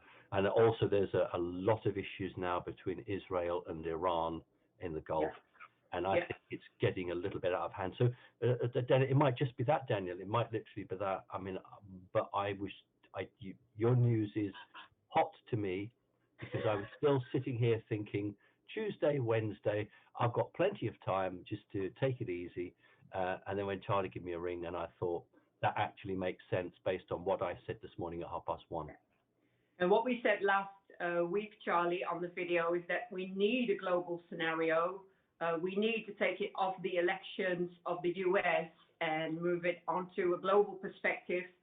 And we were actually waiting for it to heat up, that the Iran scenario, the China scenario is necessary for us to move into martial law and for us to be able to make this a global problem, which is going to be very scary for all of us, but it's necessary to take all the system of corruptions down. Yeah, I think to justify, I don't like that word, but for the public to justify this. I mean, Yeah. I understand that a number of oil tankers in the Gulf have already been mined, but the mainstream media are keeping that quiet. Yeah, yeah. And what this is going to mean, if this executive order is going to take place, it'll take down the whole Chinese market, the big companies. You have to look at the list. I mean, Huawei is in there, Alibaba is in there. All these big companies are going to come down, and the 3 Gorge Dam companies in there as well, which is connected to the BTC mining. So what we expect is that the whole market, the Bitcoin market, will come crushing down as well. Charlie, if the miners come down, that's going to have a huge effect of confidence, and that should actually see a big collapse. Do you think so? 100%. I can see that being a critical part of this, for people to wake up to see what's actually going on. I think Daniel alluded to it there, to take the focus off, which is the smoke screen, if you like, the pantomime of the election between Trump and Biden. This is between the civilized world and the CCP. Yes. North Korea already being together with Trump, with the Trump team. Yeah. If China is going to respond with war, what we expect is that the US will respond with an attack with the rods of God to take down the nuclear weapons of the CCP. This is necessary to take all the evil down, and North Korea is already on board with Trump. Yeah. Hang on, Danielle. Be a little bit more specific. Okay. What are you? What I'd heard was that we're talking non-nuclear weapons here, aren't we? What I heard is that under the 3 Gorge Dam, China still has a lot of nuclear weapons. Right. I beg your pardon. They're not neutron. They're not neutron weapons under the dams, are they? I'm not sure. My information says that that's why the 3 Gorge Dam has to be taken down, because it's connected to Wuhan, to all the evil laboratories, to all the human trafficking that comes from Wuhan via the Silk Road. I totally agree. What I'm saying is that I don't believe that they are nuclear weapons under there, because that would create an enormous fallout cloud. I think what I understand is it's a virus laboratory like we have in Portendown in Britain. I understand that there's an underground city where people are being experimented on. And I was concerned for me is whether the neutron bombs, which were outlawed, but we know most major places have them, whether they were stored there as well. I just wondered if you had any intel on that. What I heard is that there's still weapons under there that have to be taken down, and they're going to be using the rods of God. Daniel asked me to make the comparison to the movie G.I. Joe 2. I just asked Charlie, I don't know this movie, but apparently the script of the movie gives an idea of what's going to take place. And they are going to be using the rods of God. The rods of God have been used a lot over this year to take down the dams, to clear out the dams under the earth. But they will be used, if there's going to be a war, nuclear war, to take down the last evil that needs to be taken down.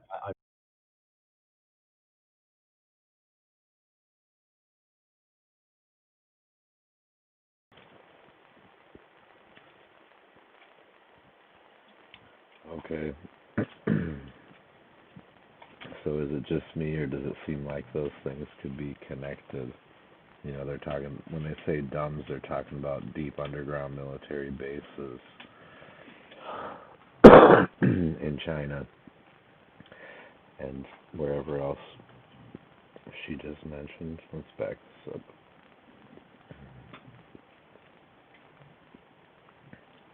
That should be good. But anyone else seeing some similarities there between what we saw in the video? No, I don't know what rods of God do. If, you know, is it like a super J dam or some direct energy beam type weapon? I don't think they even really describe it, but and they are going to be using the rods of God. The rods of God have been used a lot over this year to take down the domes, to clear out the domes under the earth. But they will be used if there's going to be a war, nuclear war, to take down the last evil that needs to be taken down. I don't believe there will be a nuclear war. No, it's going to be a scare event. Yeah. It's the scenario that is necessary to go to the alert all over the world. Bay of Pigs. Pearl Harbor is a better example, and the one that they used for the proposed plans of what became 9/11. A new Pearl Harbor is what they're looking at. I don't know if anyone else here has seen the manual for the training manual for emergencies previous to 9/11, where they show, I don't know, like I said, a whole other can of worms. It always is. It's like a million cans of worms. Just none of them ever really get closed. Oh, that's interesting. I don't even know how I did that, man. I pulled it somehow. Yeah. Look, do you think then that will have an effect on organizations?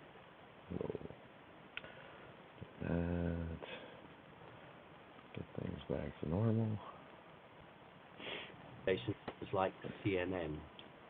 Absolutely. Now, well, what we expect is that in the coming few hours, all the media is going to be taken down because they are not sharing the truth. We're not. Well, they just say that hasn't happened. And if I remember right, from when this video came out 5 days ago. So I'm not trying to say these people are right or that they're wrong, but just that the whole rods of God talk was pretty interesting in comparison to what I had seen on the videos about Nashville. Hearing anything via the media, so they have to go down first. Yep. And what will happen is that Project Odin will be opened yes. via the Starlink, which is already parallel with the media satellites, with the Mossad satellites. But they will be taken down first. Yes. And, well, what we expect is that that's going to be parallel with the Executive Order 13959. That will bring. I also think that because I also believe that Space Force may actually be some sort of weapons platform like they're describing, but from high Earth altitude is what I'll call it. They say low Earth orbit. I say high Earth altitude. Something that can stay up there. I mean, it could probably be a solar wing as long as it can handle the weight, it could stay up there perpetually. I'm a Christian who's come to the realization that we're not on a spinning rock. But anyways, that's once again a whole other can of worms that we're not trying to go there, but just curiously interested about what they had to say. The Gulf, actually. Yeah. Oh, excellent. Thank you. That's wonderful. I'm glad. The sooner the better. Can't come soon enough. Absolutely. And that's where we are right now. There's nothing more Trump can do. There's nothing more evil or corruption that has to be shown to the public. We are there. It's all there. It's just not shared via the media channels. So the media channels have to go down. Project Odin needs to go into effect. Charlie, in that case, then the emergency broadcast will have to be used if they're going to take this down. What do you think, Charlie? Do you think that they will actually not just do that, but do you think they'll intercept televisions and beam stations onto that? That's Project Odin. Yes. Do you think they'll do it right across the U.S. or will they do it to the world? What will they do? Globally. Right. I wasn't sure. I didn't know whether it was just for mainland U.S. or whether they would do it for everywhere. And that's why we need the nuclear scare event, because then we go over to the emergency broadcasting globally. Yes. Yeah, that makes sense. Right. The one thing that you and I, well, we all know the same thing, that if you take the global media, it's controlled by 6 people. So it's not exactly a big thing to do to get it out globally. It's not like you've got to go to 1,000 people. To hit every country in the world, has the mainstream media controlled by a total of 6 people. So it won't be that hard to get the message out. The hardest part will be for people to understand what the hell's going on, and that's where we all come in here to try and give them clarity, and this is what this will do, to make people realise. And of course, China's between a rock and a very hard place right now, because they've got no defence. They've tried to interfere in a foreign election, namely the United States of America. They funded everything. They have all the evidence, but you know what they're like. They'll slither around. They'll slide around. They'll point the finger at somebody else. They'll create confusion and fear. And our job is to try and keep the truth out there and to give people clarity as to what's really happening. I don't know if you caught the news, but the Majority House Speaker has decided that she won't fast track the impeachment now. There you go. Right. So something's beginning to make its way through to her thick skull. Yeah. Well, it was exactly. But I also noticed in the way that for the last 4 days, there's a certain humility about him, as if he's leaving office, to lull her into a false sense of security. Yes. To say, well, I'm on my way. Yes. And maybe people have gone around, look, he's on it. Why would you do this? He's on his way. And this is the art of war. This is the 5-dimensional chess that he's playing. But listen, for as bad as she is, they must have advisors. They must be advised what is happening around the planet. They must be aware. I mean, are they that stupid, Charlie?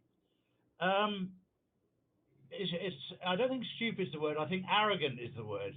They've been in control for so long, they just don't think it's possible that anybody could actually take them down. They've got away with so many things for so long. And I've seen it in my life where people have got away with something for so long, they just assume the right. I talked to a guy on my show called David Nino Rodriguez, who was basically unbeatable as a boxer.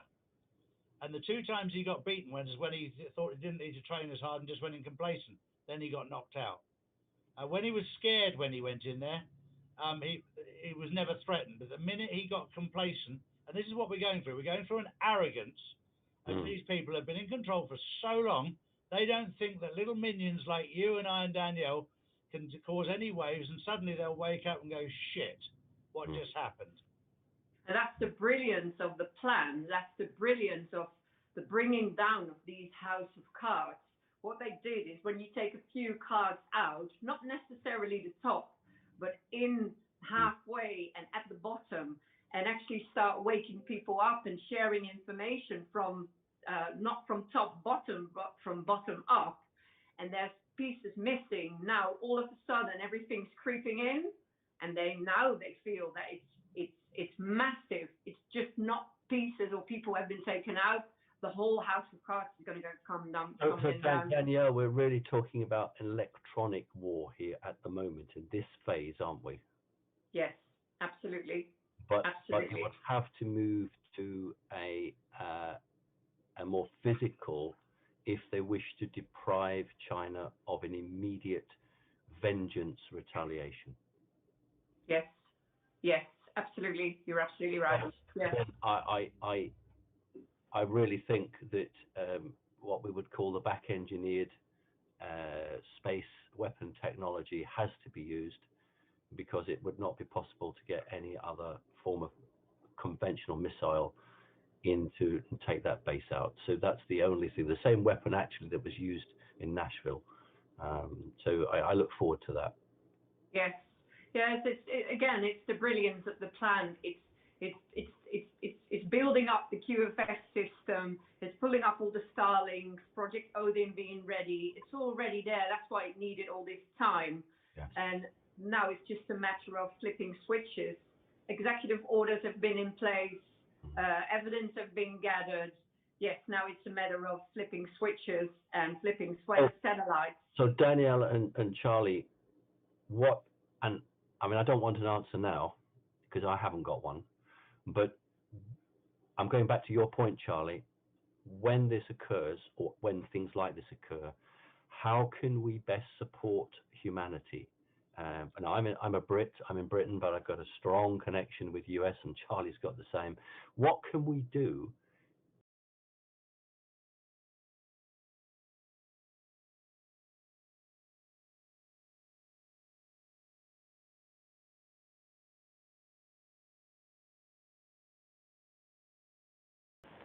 Well, I'm going to say that I find it heartwarming that the rest of the world is, very concerned about the United States. That's pretty obvious in like a lot of the chats I've been in, and no one, everybody knows that, we're supposed to be the shining light for freedom. I mean, that is the admitted experiment. I think the experiment is more than that, but all these cans of worms, what the hell? Anyhow, I'm gonna probably wrap this one up, I think, and then I'm gonna come back on because I want to redo an expose on Alex Jones. Be about an hour long or so, and I will be right back. Appreciate y'all. Anyone that wants to donate, feel free. This next stream is supposed to be non-monetized. The video that I'm about to play is supposed to be non-monetized and played in its entirety, which we will. I don't know. I think monetized means by the views, which obviously I won't have a problem with.